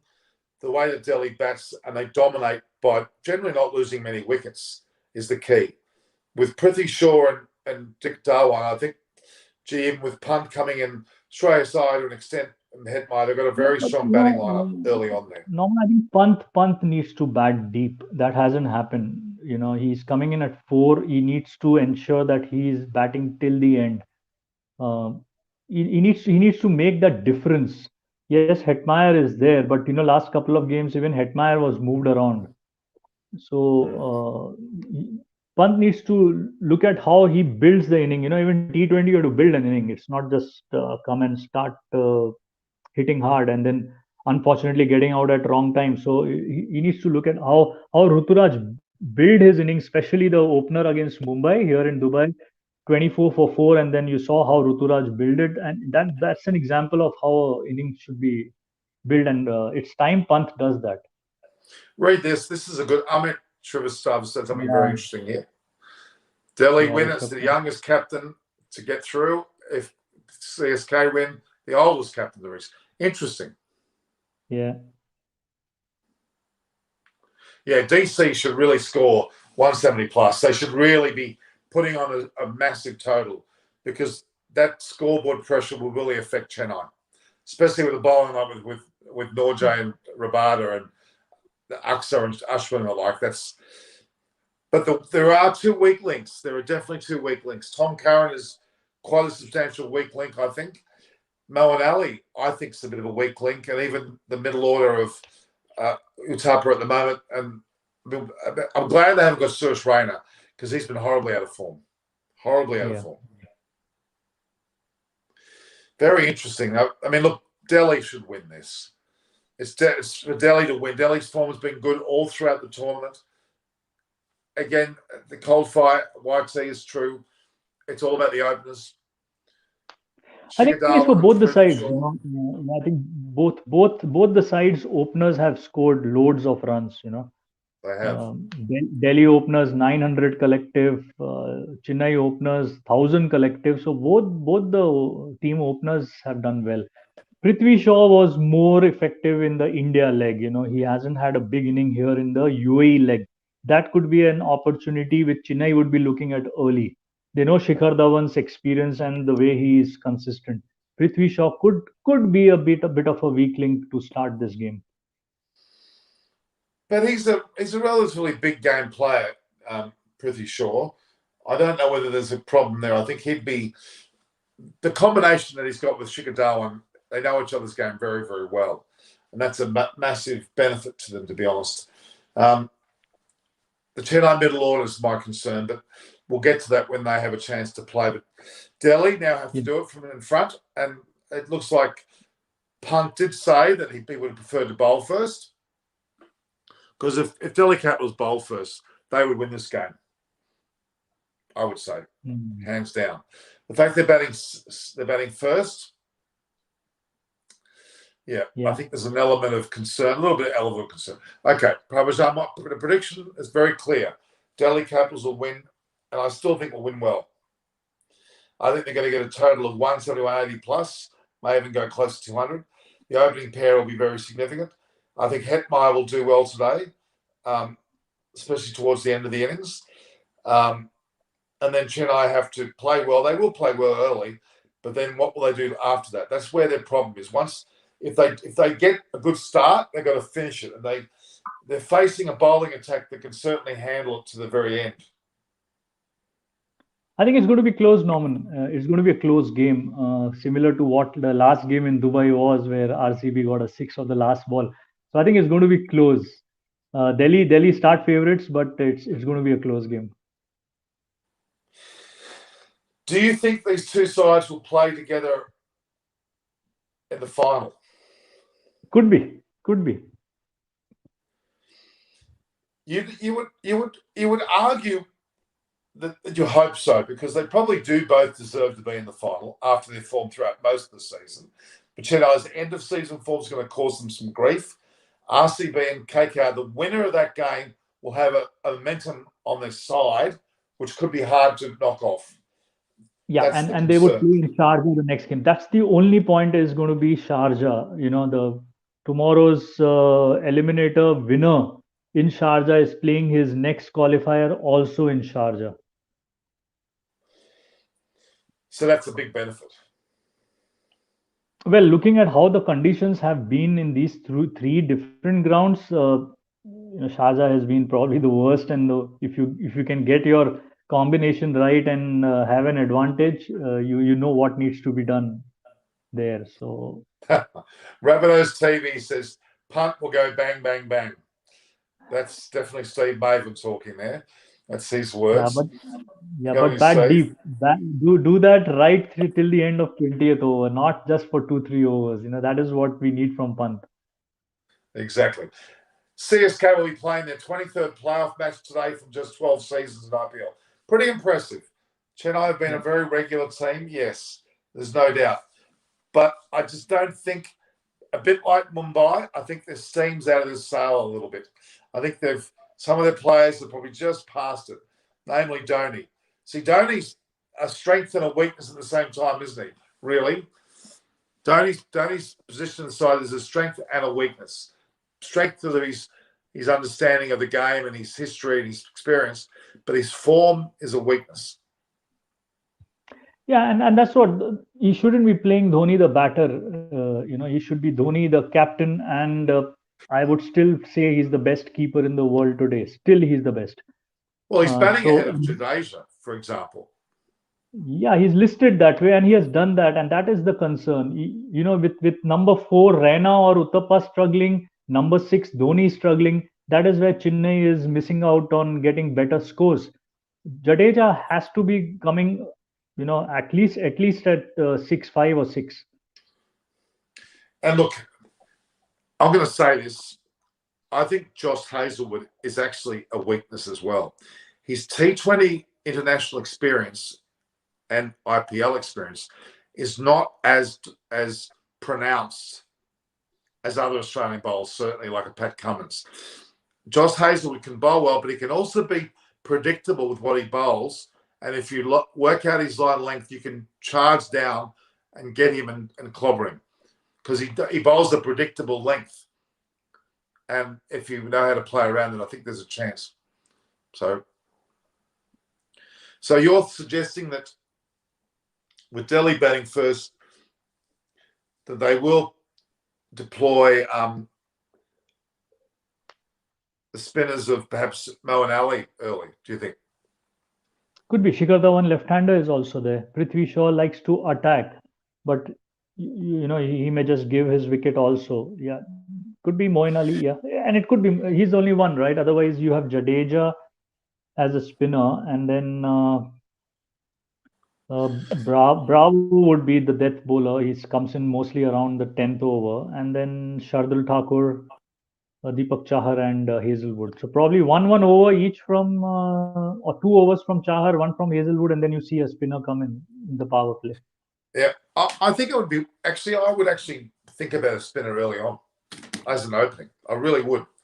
I think that I just feel that you need to break it up, because Prithvi Shaw and Shikhar Dhawan they love their pace. They love having the ball come onto the bat.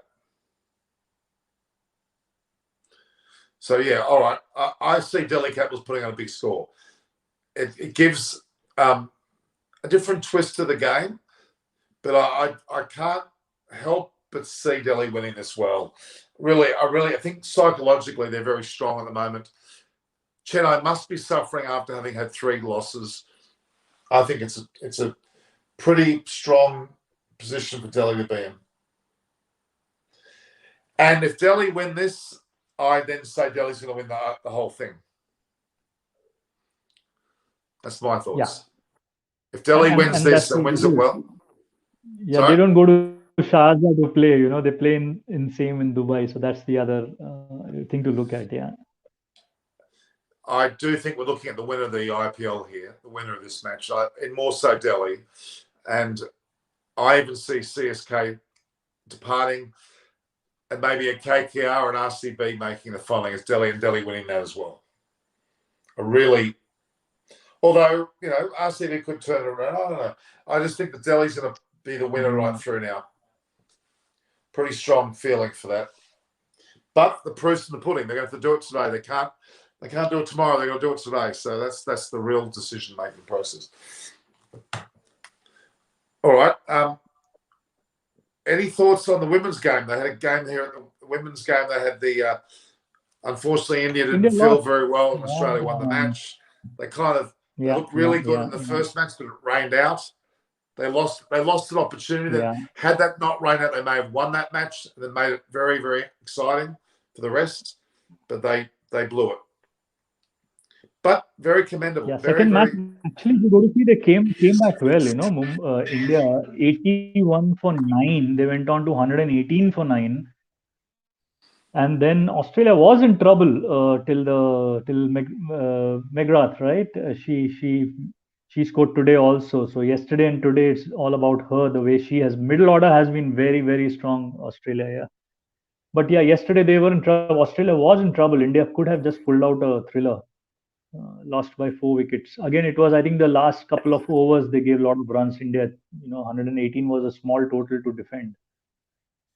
There's no way that that you can't say Australia ran away with this tournament. India gave them a nice, good fight in the test matches. They won an ODI. They played well the first T20. They did a very good job. They should hold their heads up very high with this tournament, albeit finished now. But they should hold their head. They're very much up high. So look, Delhi Capitals, we mustn't forget, won 10 of their 14 matches. Chennai won 9. So did RCB.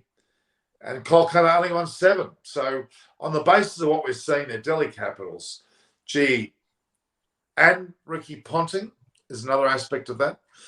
He will be significant. I think Steve Fleming's pretty sound, but I just don't think I think Bravo and Dhoni are somewhat past their best, and we need them to do something dramatic. They could, but I doubt it.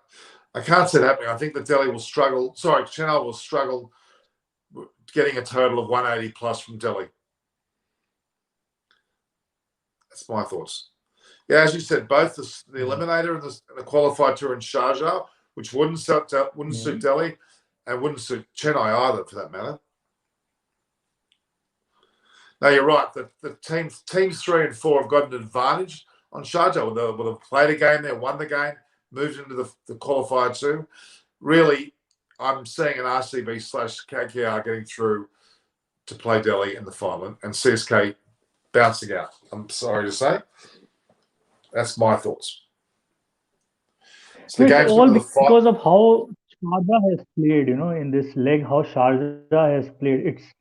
It's not a balance between bat and ball, honestly. Sharjah is quite poor. I would rate it as poor, and that's where I feel World Cup being hosted there, few games. It may just be a bit of anticlimax if there are low scores. Okay, so really, so it was Punt who flicked the coin up. Dhoni called, and he, basically had him. So Chennai has beaten RCB and Sharjah earlier, but yeah, it's not going to be relevant now. Interesting how they've got Akshar Patel and Ashwin on the side too. That's going to prove pretty important in this. Yeah. Norjay Rabada, they've been fantastic this tournament. Avish Khan, it's a pretty damn solid 5 there. Tom Curran, on Norjay and Rabada, in the first leg it was one of the two, either of the two. Both were not there in the bowling lineup. But here now in the second leg, both are playing, but Rabada has been a bit expensive. But Avish Khan and Norjay with the new ball have been simply amazing. So Rabada probably also could be a weak link where Chennai would look at scoring against him. Yeah, but he can also pull a rabbit out of the hat and play extremely well as well. So that's yeah. I got a feeling we'll see Delhi both bowl and bat well today. Or they're going to bat first. Something's not totally right with Rishabh Pant. I'm not exactly sure. I haven't got my finger on what's wrong with Rishabh Pant. He hasn't really he hasn't done it for a while. He's really taken the game by the scruff of his neck and won it. He's not done that for a while now. I wonder what the story is. What do you think? Coal-fire YouTube. Yes, I agree with you. I mean, I feel equally bad about Mumbai not making it. Conditions got better of our ability. Yeah. But yeah, on Rishabh Pant, that's why I feel that he needs to bat deep. He comes in, he needs to say, "I'm going to bat right till the end," and he'll get those opportunities to score fast. Not try to score fast in the first 2 3 overs and then throw away his wicket. So I think that's the key, because he's going to play a key in the Indian team at number 5 also. How he manages to finish. So yeah, want to see Rishabh Pant do well. So the umpires are going out to the middle now, I see. There seems to be a crowd. It's not a big crowd, but there is a crowd there. Yeah, 50% I think they're selling now, and it's on the top tiers. They're not selling the lower tiers of the seats, only the top tiers. I think Dubai has ground level 1 and 2, so 1 and 2 are being sold 50%, and they're I've trying, been if to the World venue. Cup, they I can love take it. it to I 300. think it's a great venue, actually. Oh, it's wonderful. Yeah. Dubai is good. Abu Dhabi is very good, but Abu Dhabi, I experienced when there was a test match in the afternoon, so hot. Australia Pakistan was playing. So, Oh my God! You want to get in an air-conditioned corporate box, I tell you. I was there Well, this just is for the key. about 2 hours. Yeah. Both Prithvi Shaw and Shikhar Dhawan, they're the key, in my opinion. They're the two that we need to see, really. But the most curious, Moeen Ali's warming up, by the way. Although He may just come. he's throwing his arms around. He may just come in quickly into the power play. Second, third over, we may see him. Moeen Ali's an annoying bowler. I wouldn't say he's a good bowler, but he's annoying. He can annoy. Yeah.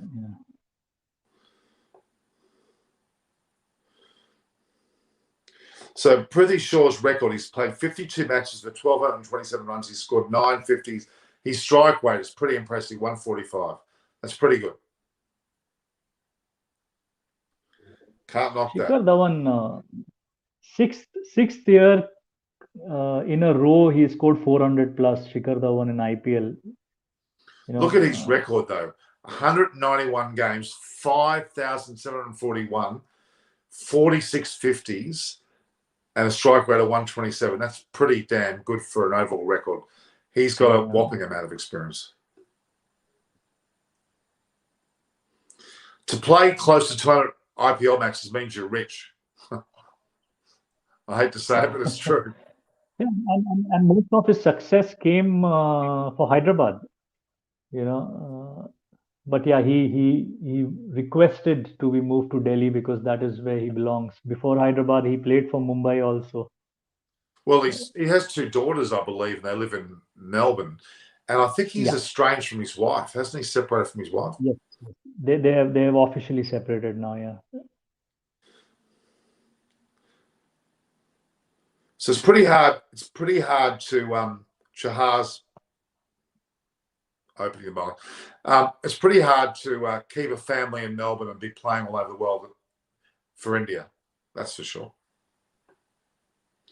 So they're sticking with Deepak Chahar. Yeah. Actually, Shikhar Dhawan's maybe a person I could have used in the Indian squad. So they've opened up the stands. Normally, if you see, the ground tier also has spectators today.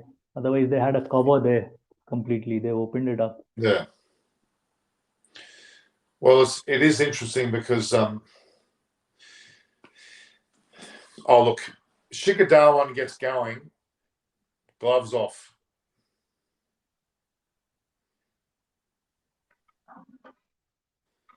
Norman, I'll Very take your leave. significant early overs here. Yeah. I'll take your leave, Norman. All right, Naresh, thank you very much for coming. We'll talk, get you involved with whatever you can be involved with from now on, okay? Seeing your Sure, team's thanks. out, you should have lots of time in there. Yeah, All right, well, Naresh. preparing Thank now, you. get into the Indian jersey now soon for the World Cup. Oh, Yeah. not yet, not yet, not yet. See All right, you, Naresh, see you, thank you Norman. very Thanks. much. Ciao, ciao. Thank you. Bye-bye.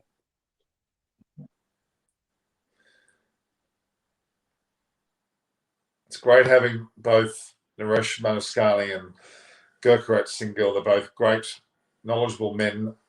One favours Mumbai, one favours Delhi, but they're both very discerning, very intelligent men, and it's very impressive indeed. So on we go. Chahar is bowling the first over still against Darwin's facing it. Darwin takes or tries to go for a single and doesn't make it, goes out to short point.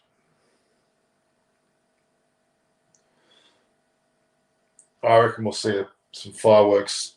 Last couple of deliveries in this first over. Yeah, Abhishek Agarwal, yes.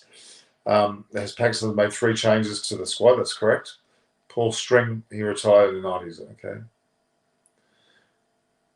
Paul Sterling of Ireland. Okay.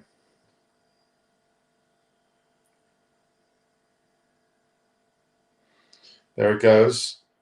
A slashing shot, but didn't quite pierce the field. But yeah, there's definitely some intention there.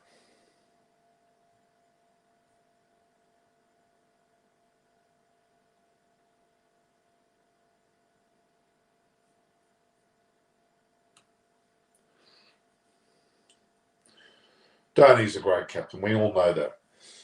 But his own personal batting performance has been wanting. And if ever there's a day when he's going to need to bring it out, it's today. Chahar has looked very good. Dhoni, Dhawan gets a single. Quite respectably. Sarfraz Ahmed, Shahnoz, Dhani, and Azam Khan, Kasud, and Mohammed. Okay. 3 players I hadn't heard of. Amit Sol. Richard Illingworth, good umpire.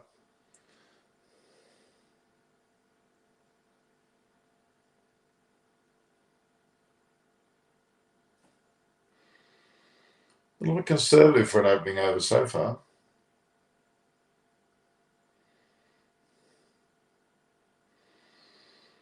Only getting 3, maybe 4 off the first over is conservative to say the least. So Soab Maskud Malik's in. Fakar is a really good player. Pakistan side's pretty good.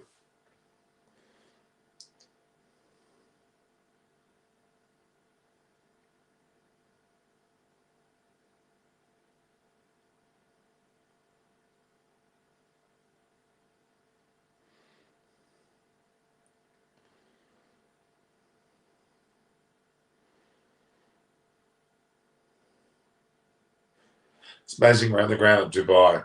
That was basically surrounded by sand like at first, but now it's built around like there's no tomorrow. In fact, it was quite a dramatic difference with the way that stadium was surrounded by sand when I first went there. It was all on its own. It was quite a way away from the rest of the city. Now the city's encroached on the stadium. Impressive.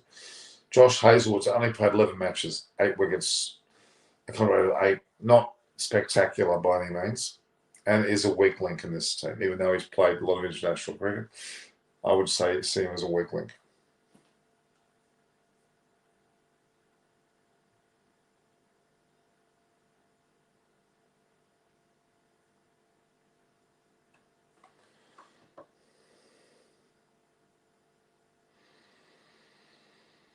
Very nervous start from Delhi. Yes, Abhishek Agarwal was quite unlike, they have no real aggression.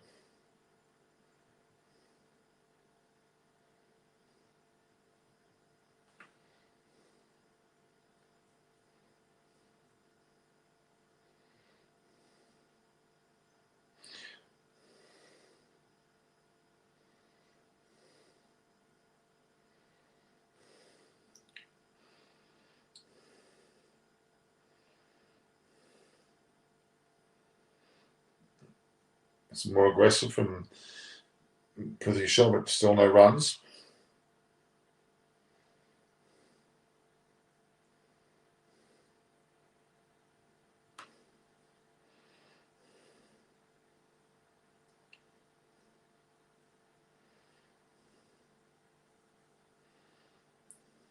Kohli, Shaw, Chahar, Bairstow seem to be some of the more significant players of the tournament. Do you think that Jude comes into play in the second week can source some? No, I don't think so. Let's look, that ball's gone well over the slips. It's hit a 4 from that. That wasn't a great shot. No, Jude won't be a factor.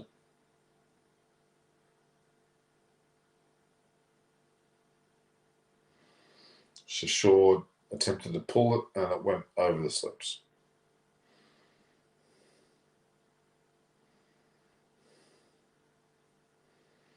Still 4 runs though.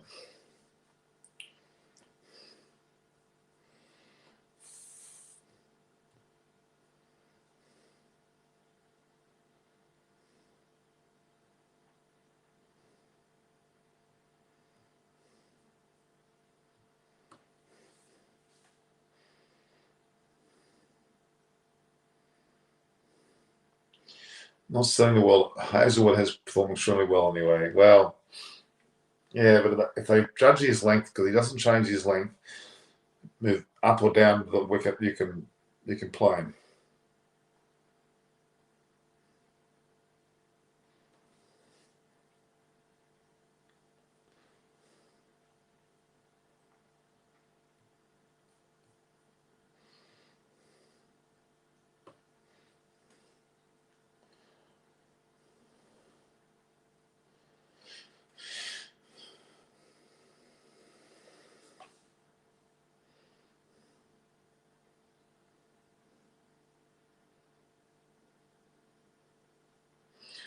Shikhar Dhawan's none for 8 off 2, none for 9 off 2.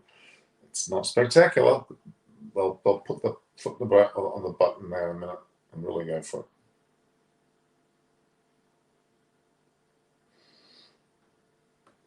It'll be interesting. Prithvi Shaw, we know he can go. He can still really go. No, Hazelwood one really bad match against Royals. Yeah, look, in general, Hazelwood you can get at him if you just get over his length. Predictable length means you can change your length. Well, that's gone wayward again. It looks like he's got away with that again, and he's got a 6 out of what is virtually the top edge. Luck's favouring Prithvi Shaw. Pretty ordinary short ball though from Hazelwood. Should have went to the deep mid-wicket boundary, but went over back of fine leg there. It was definitely too short. It deserved to go where it was meant to go, but it went the other way, but it still went for 6.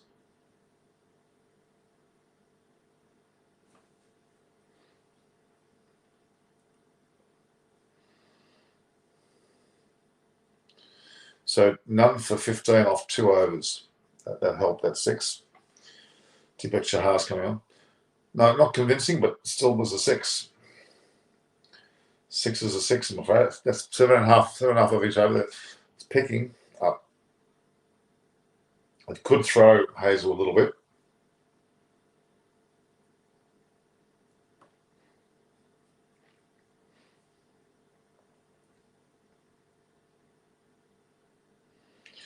Shikhar Dhawan's getting Prithvi Shaw on strike.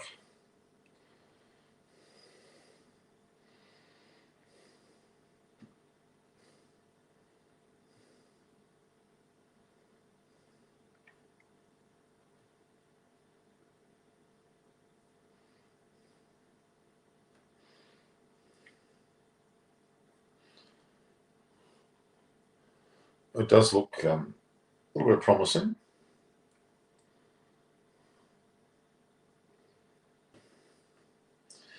Deepak Chahar coming on for.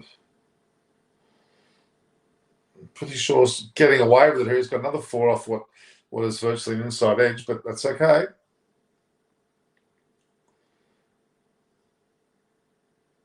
Pretty sure chances he's luck and gets away with it, and he will reap the benefits.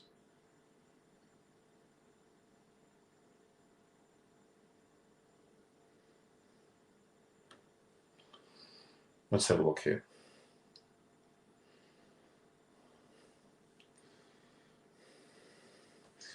Pretty sure, well, he's had a lot of under-19 experience at the highest level and certainly does deserve his place in this Delhi side and even the higher honours.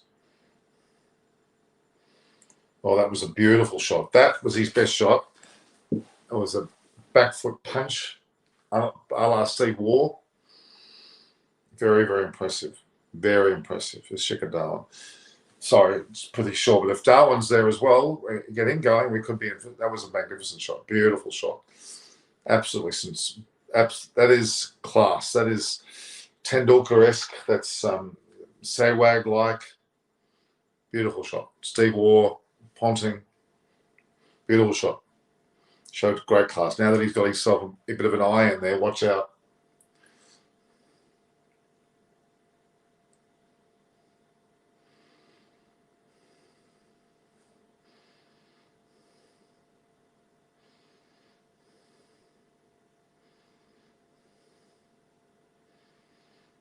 "24 runs.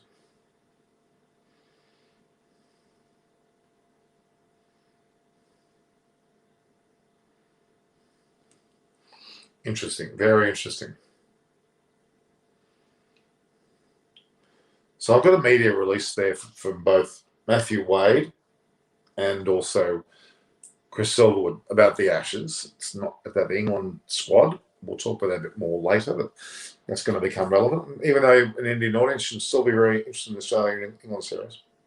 It's a lovely shot, and he looks like he's got through yet again. The fine leg is up, and it's an easy 4. Fine leg. Look, Chahar and Hazlewood have bowled a lot of leg side stuff. There's a fine leg up. There's a fine leg up. You don't bowl down leg side because it's an easy clip and off it goes. It's happened now. Shaw's done that a few times. Another ball which is easily picked off his hip for another 4. The fine leg's not back. Either you have the fine leg down there and then bowl there. That's fine. The Prithvi Shaw show. 25 off 12 he's got. Could go to 10 and over. Another slashing shot there and he's got another 4. Prithvi Shaw's beautifully back cut that. 32 off 3 overs. Now we've gone up to 10 and over from a rather conservative first over. He's just motoring now. 32 off 3. Now the issue is they like the spinner to come on early. I watched the Wade one on your channel so much insight in that interview. Yeah, lack of talent, lack of preparation. That's what I would have heard. Don't actually go to spinner because I think he should have opened with a spinner actually, either Moeen Ali or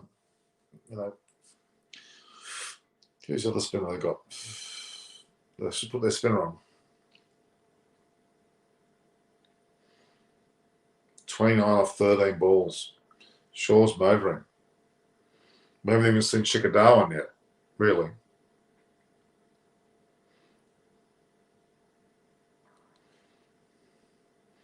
And as I expected, you change the length of Hazlewood. You dance down to him, and you take it on the half volley.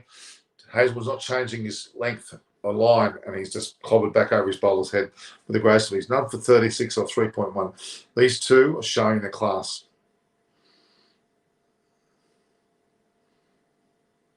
So that's the thing. Predictable metrodome bowling of Hazlewood, you can move out to him and get him on the half volley. And that's exactly what's happened here. Predictable. Hazlewood is very predictable.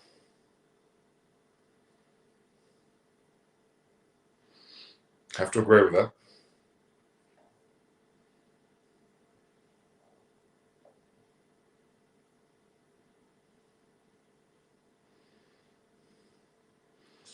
Oops. Well, then having said that, though, Darwin's just nicked the ball to Granny's that keeper. Rather half-hearted shot there from Darwin, to be honest. That's a fairly strong start. They could have easily gone further on it. Good ball, actually. And must have been a very thin edge.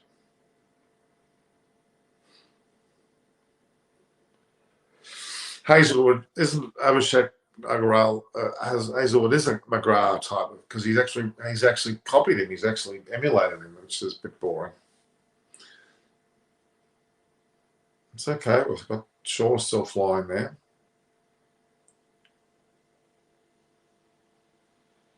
Shreyas Iyer's got him. He's looked good too.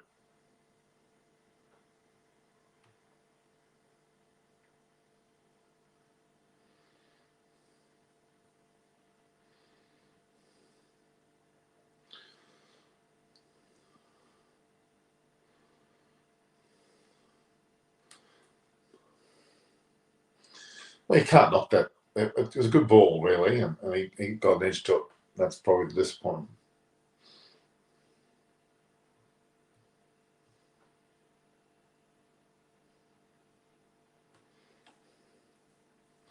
It's going to be interesting to see when Punt comes in. It becomes number 4.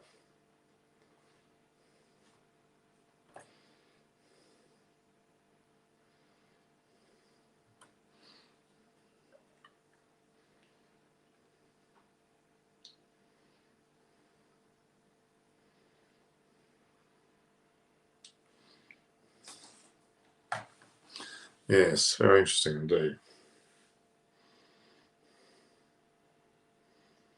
This is the finest of Nicks. Very fine neck. Very.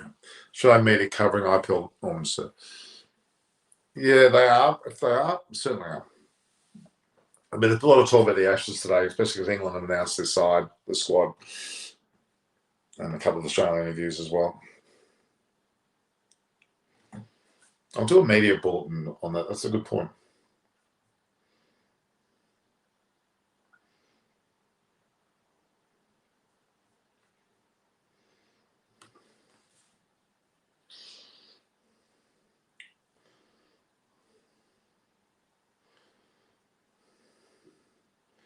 It's been a very good over. Hasn't been a run scored of it, I don't think. Wicket falling and 2 dot balls.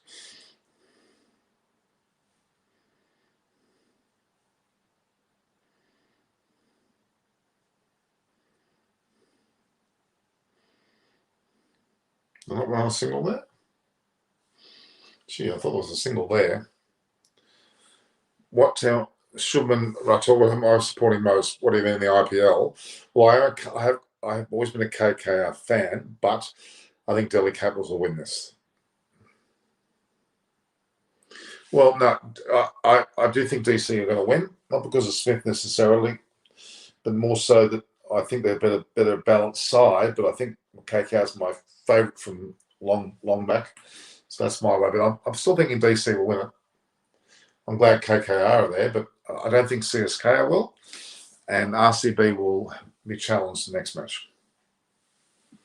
If Delhi win this, they go through, and they'll probably win it.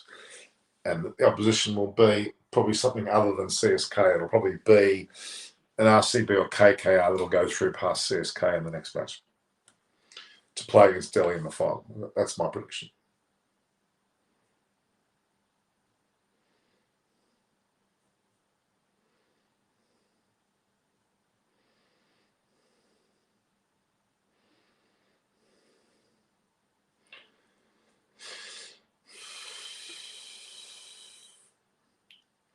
See, Tom Curran, oh, Jesus. Rick Tech, I do agree IPL's not as big a favourite as Test cricket. Yeah, I do prefer Test cricket, no doubt. Shardul Thakur, is he coming up? Looks like he has 60 matches, 64 wickets. Economy rate at 8.83.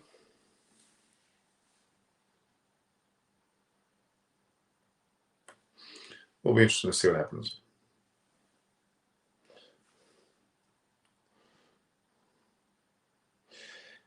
It was a very significant toss to win for Chennai. They've given themselves a red-hot chance now, but Delhi can still do it.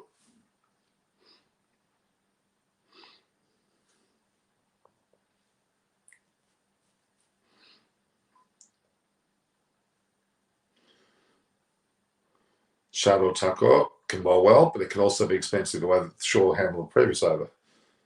And I'm right, the first ball has gone for a 6. So Shaw is in pretty damn good form here. He's on 35 and is motoring. 35 off 14 deliveries. Prithvi Mishal. So this is where he certainly played this beautifully. A beautiful shot. Absolutely beautiful shot. Picked it up magnificently. Great timing. Well, the key now is Shaw.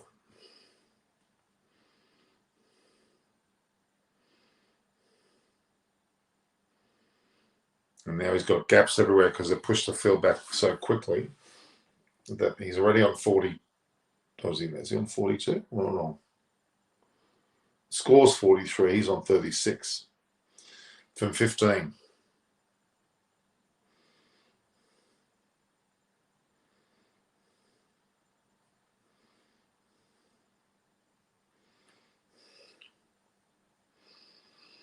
I've got to get going too. Well, he played a good shot, didn't quite get through the field. And brings Shaw back on the strike, which is significant.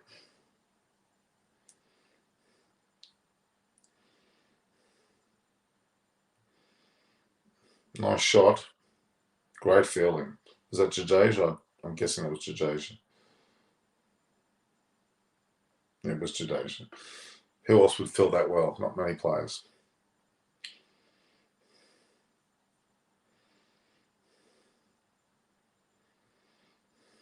That was wide. It has to be wide. It has to be called. Oh, he didn't call that a wide. Now that was pretty damn. That was pretty damn wide. Danny didn't want to expose spinner and power play, but he clearly missed the trick by not containing Shaw. True.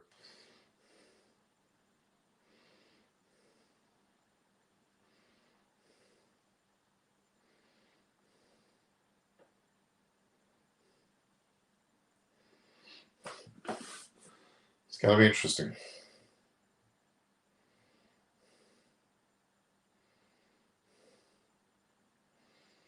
$63 and 84 is 100. Another big shot. My God, Prithvi Shaw, 42 off 17. He's absolutely taking them apart. Very significant. Prithvi Shaw's at the end. We're going to see 200. Beautifully. He's playing. That was a lovely shot.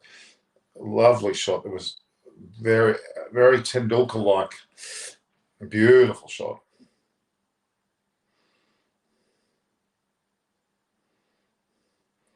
Shardul Thakur was just the speed that I think Shaw wants. Ooh. It was edgy.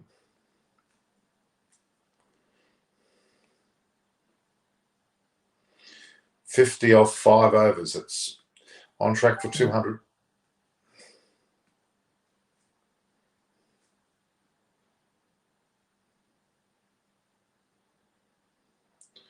Significant though. It's just, he got his fingers on it, but it was too wide. You could argue drop, but it was pretty damn big distance away from the keeper.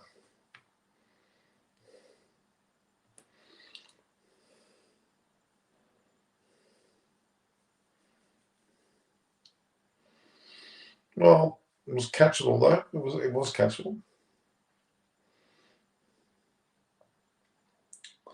So Shreyas Iyer would be better off just giving Prithvi Shaw the strike.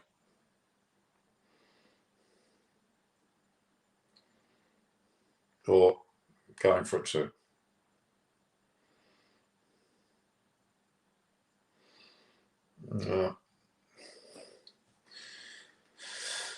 Haven't got his measure.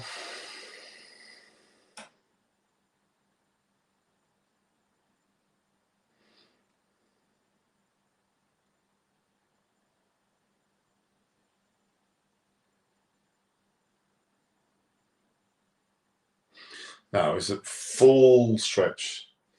Very, very difficult chance. Punt was relieved.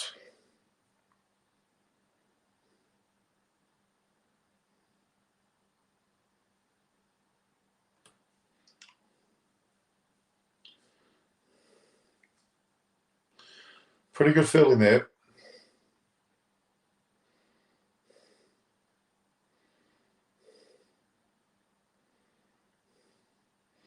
Had he hit, he would have been out.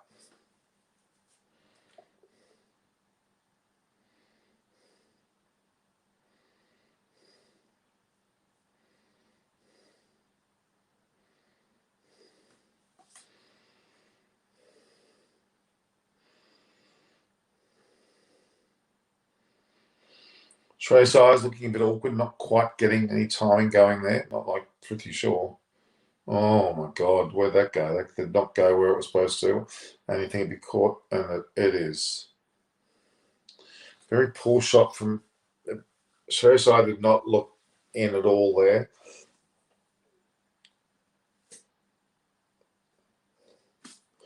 Now, will punt go in now?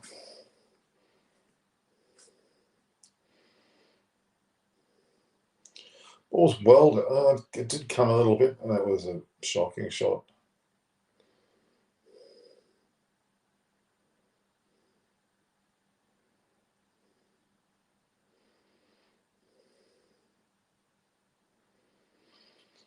Gaikwad's caught that off the bowling of Hazelwood. Shreyasai was there for 8 deliveries for 1. Pretty poor. He's not looked in good form at all. Akshar Patel is going in. Yeah. This is a bit of an advancement. Akshar Patel going in at 5. Not sure. The holding punt back a little bit. Don't know why that needed to do that. It's at a stage of the match where there's 15 overs to go. That should be the right place for punt to come in, really. Not sure what Patel's going to do. Is he going to have a good old crack at it? And give Shaw the strike. Shaw holds the count. They lose Shaw, they're in a bit of trouble.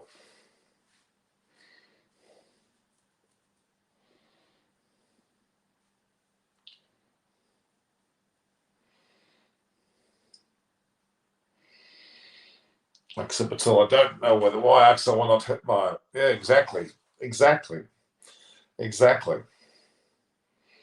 Or punt himself.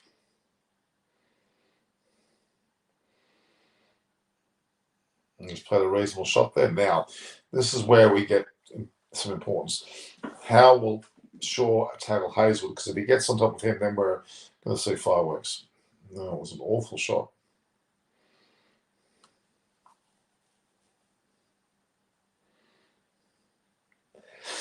Wasn't an easy catch for Gaikwad, but he took it.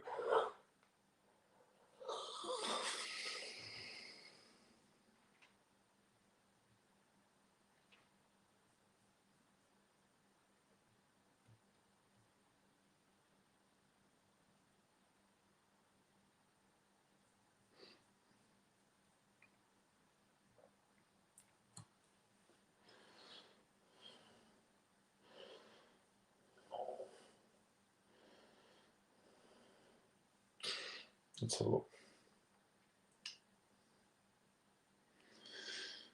Akshar Patel has played 108 matches for 939 runs at 850. He's a strike 126. It's commendable, but it's not exciting.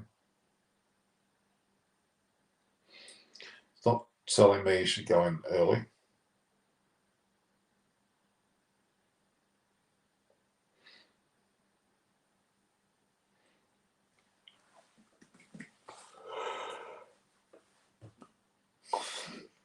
Well, they lost a bit of their momentum there. They only scored, I think they only scored 1 run off that over. No, that's not good, is it? Jeez.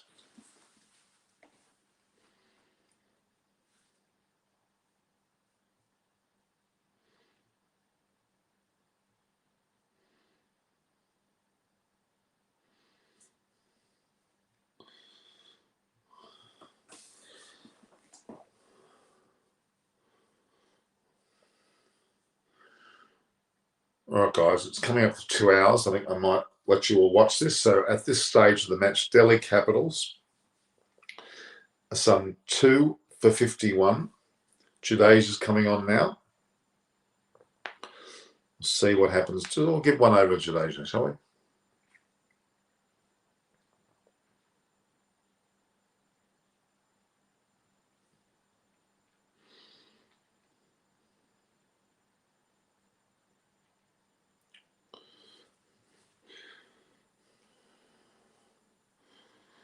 Slightly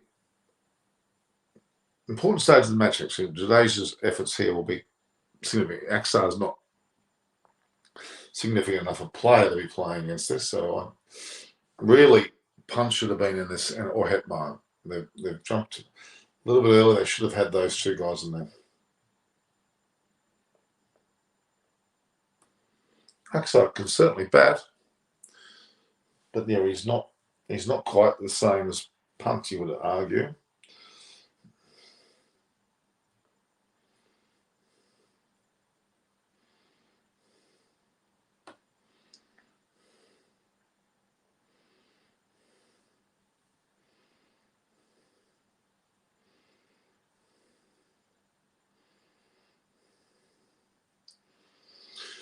Not impressive.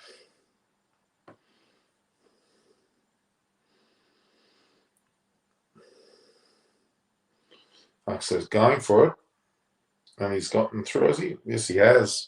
Sloppy fielding there. It's 4 runs. Bravo. Well, people missed that.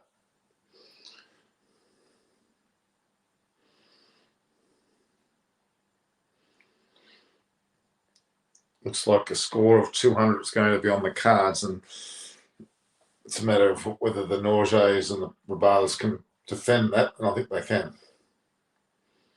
Let me get there first.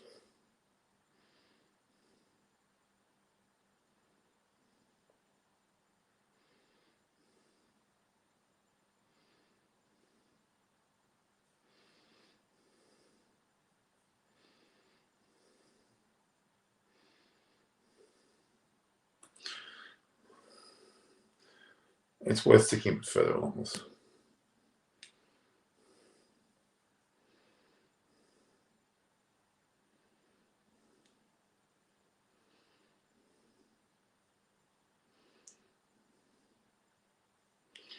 Two for 60 off 7. So over 8. 24, 32, 44. Yeah, it's about 8.5.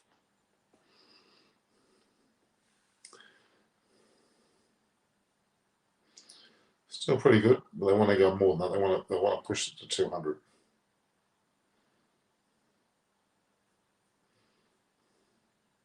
$200's the total they want to get. DC still needs to score something. I think they need to score 200. The way I'm gauging this pitch, they go at the current run rate, they'll score 171. If they escalate to 10, they go to 190. So they look towards the 190 mark. That's what I think they're going to do. 12 and over brings it to 216. That's probably a bit too far-fetched. But 171, they're on target. They get that. Molinelli now. Here's a man I would be tearing apart. See what that was actually there. That was a ball I would have thought was right in the slot to go straight over mid-on, to be honest.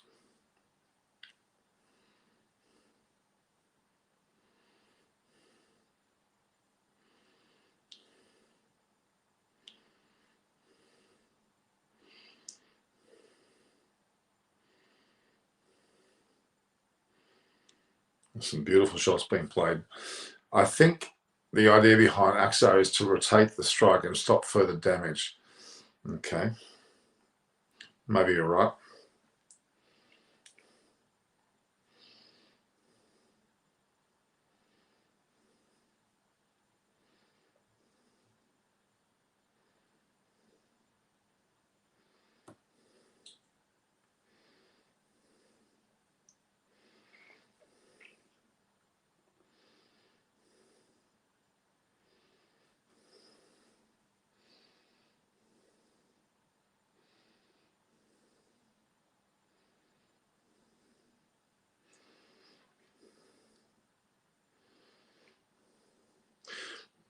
I'd be taking one step down the mower and over the mid-off, mid-on boundaries.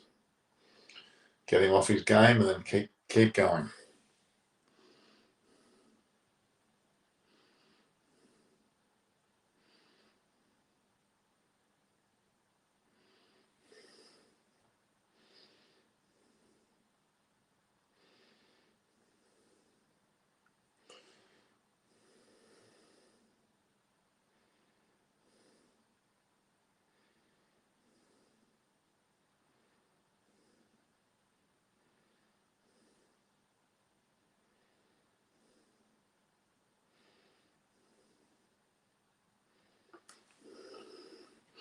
Two for 64 off 8. Prithvi Shaw on 48 and looking good. Axar solid on 8. Still got Punt and Hetmeyer to come in. Maybe they're another couple more overs than they want to see them go.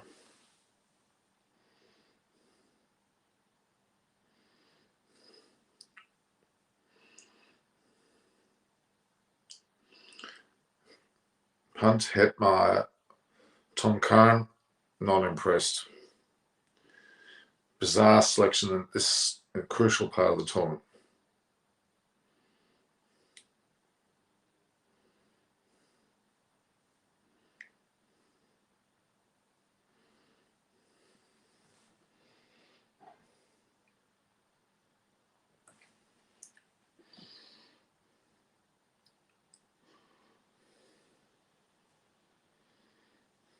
Oh, well played. Played through the gap. That's his 50. That's Prithvi Shaw's 50 off 27 balls. Very significant innings. Very recent. Now, realistically, he's got to go on now and score 100.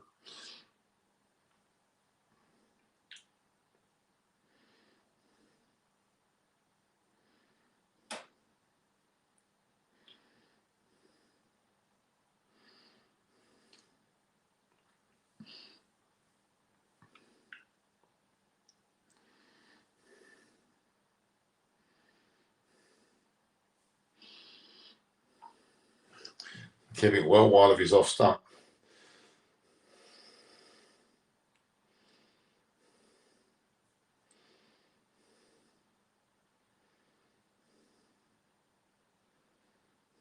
He's just whacked him beautifully through the square leg area. Jesus.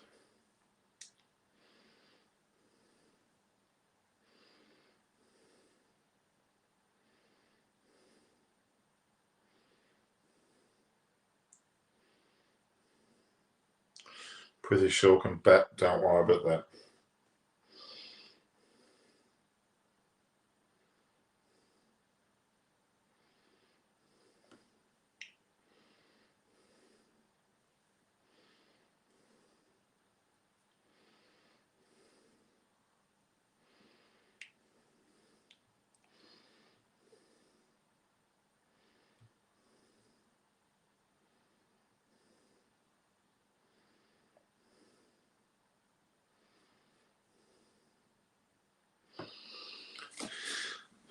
Sure, looking dangerous on the signs for CSK. It is, but they've got to keep going. They can't stop now. They've done the 2-minute 30 timeout breaks here now, guys. So we'll look at this. We're Prithvi Shaw certainly deserving of his score so far. We look back to Chikadawan, looks steady, got actual nick behind. Shreyas Iyer was all at sea with 1 off 8 balls. Akshar Patel's come in and been quite steady, given the strike to Sean is working. So there's probably where we're looking at there.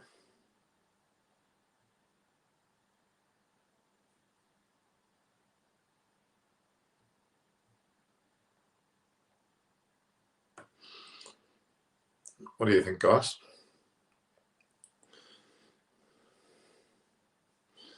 So that seems to be the case.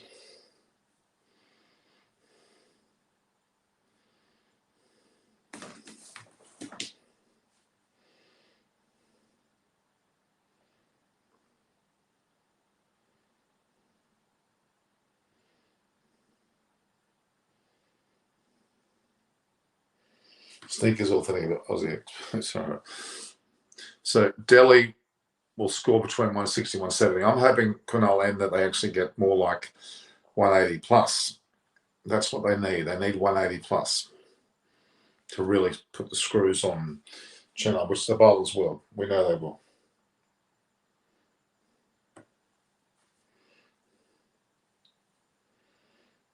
This is a qualifier, a semi-final of sorts.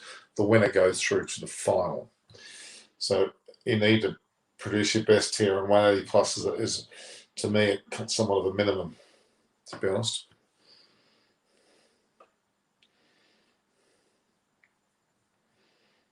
For sure.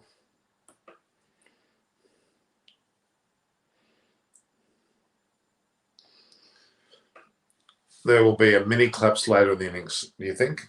Yeah. With Delhi, you got Headmar and Punts who have got limited overs. They've got a fair bit there to go.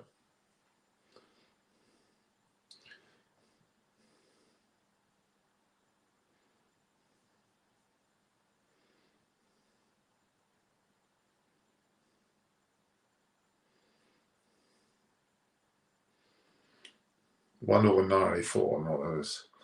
What is Zaxa doing at number 4? I mean, sure, Stowe, I agree. 3 seconds left on the timeout. God, that's too bloody long. This timeout's way too long.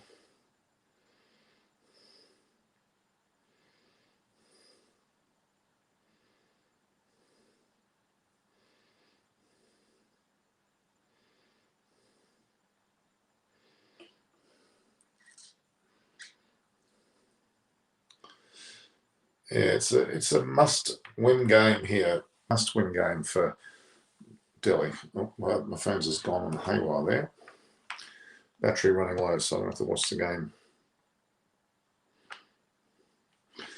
What we might do, guys, we might end it there. So, again, great to watch Heavy Wall on. We've got the next game, which will be the eliminator between RCB and KKR. The loser is out. The winner will play the loser of today's match, which I'm saying CSK, and that's qualifier 2, and the winner that goes to play the final. So let's see what happens. Then he will reveal their WT20 jersey on the 13th, the jersey itself. Okay, fine. But yeah, at the moment, we've got a scoreline that reflects pretty sure I'm good form. All right, guys, we'll see each other tomorrow. Okay, so all the best. View, like, and share the post. At Norm Koch is both my Twitter and my Instagram. Eyes on Cricket with Norman Kochnick. There's the YouTube channel. Hit the notification button. You'll be notified of any future presentations. All right. Thank you, guys. Signing off now. Talk to you tomorrow.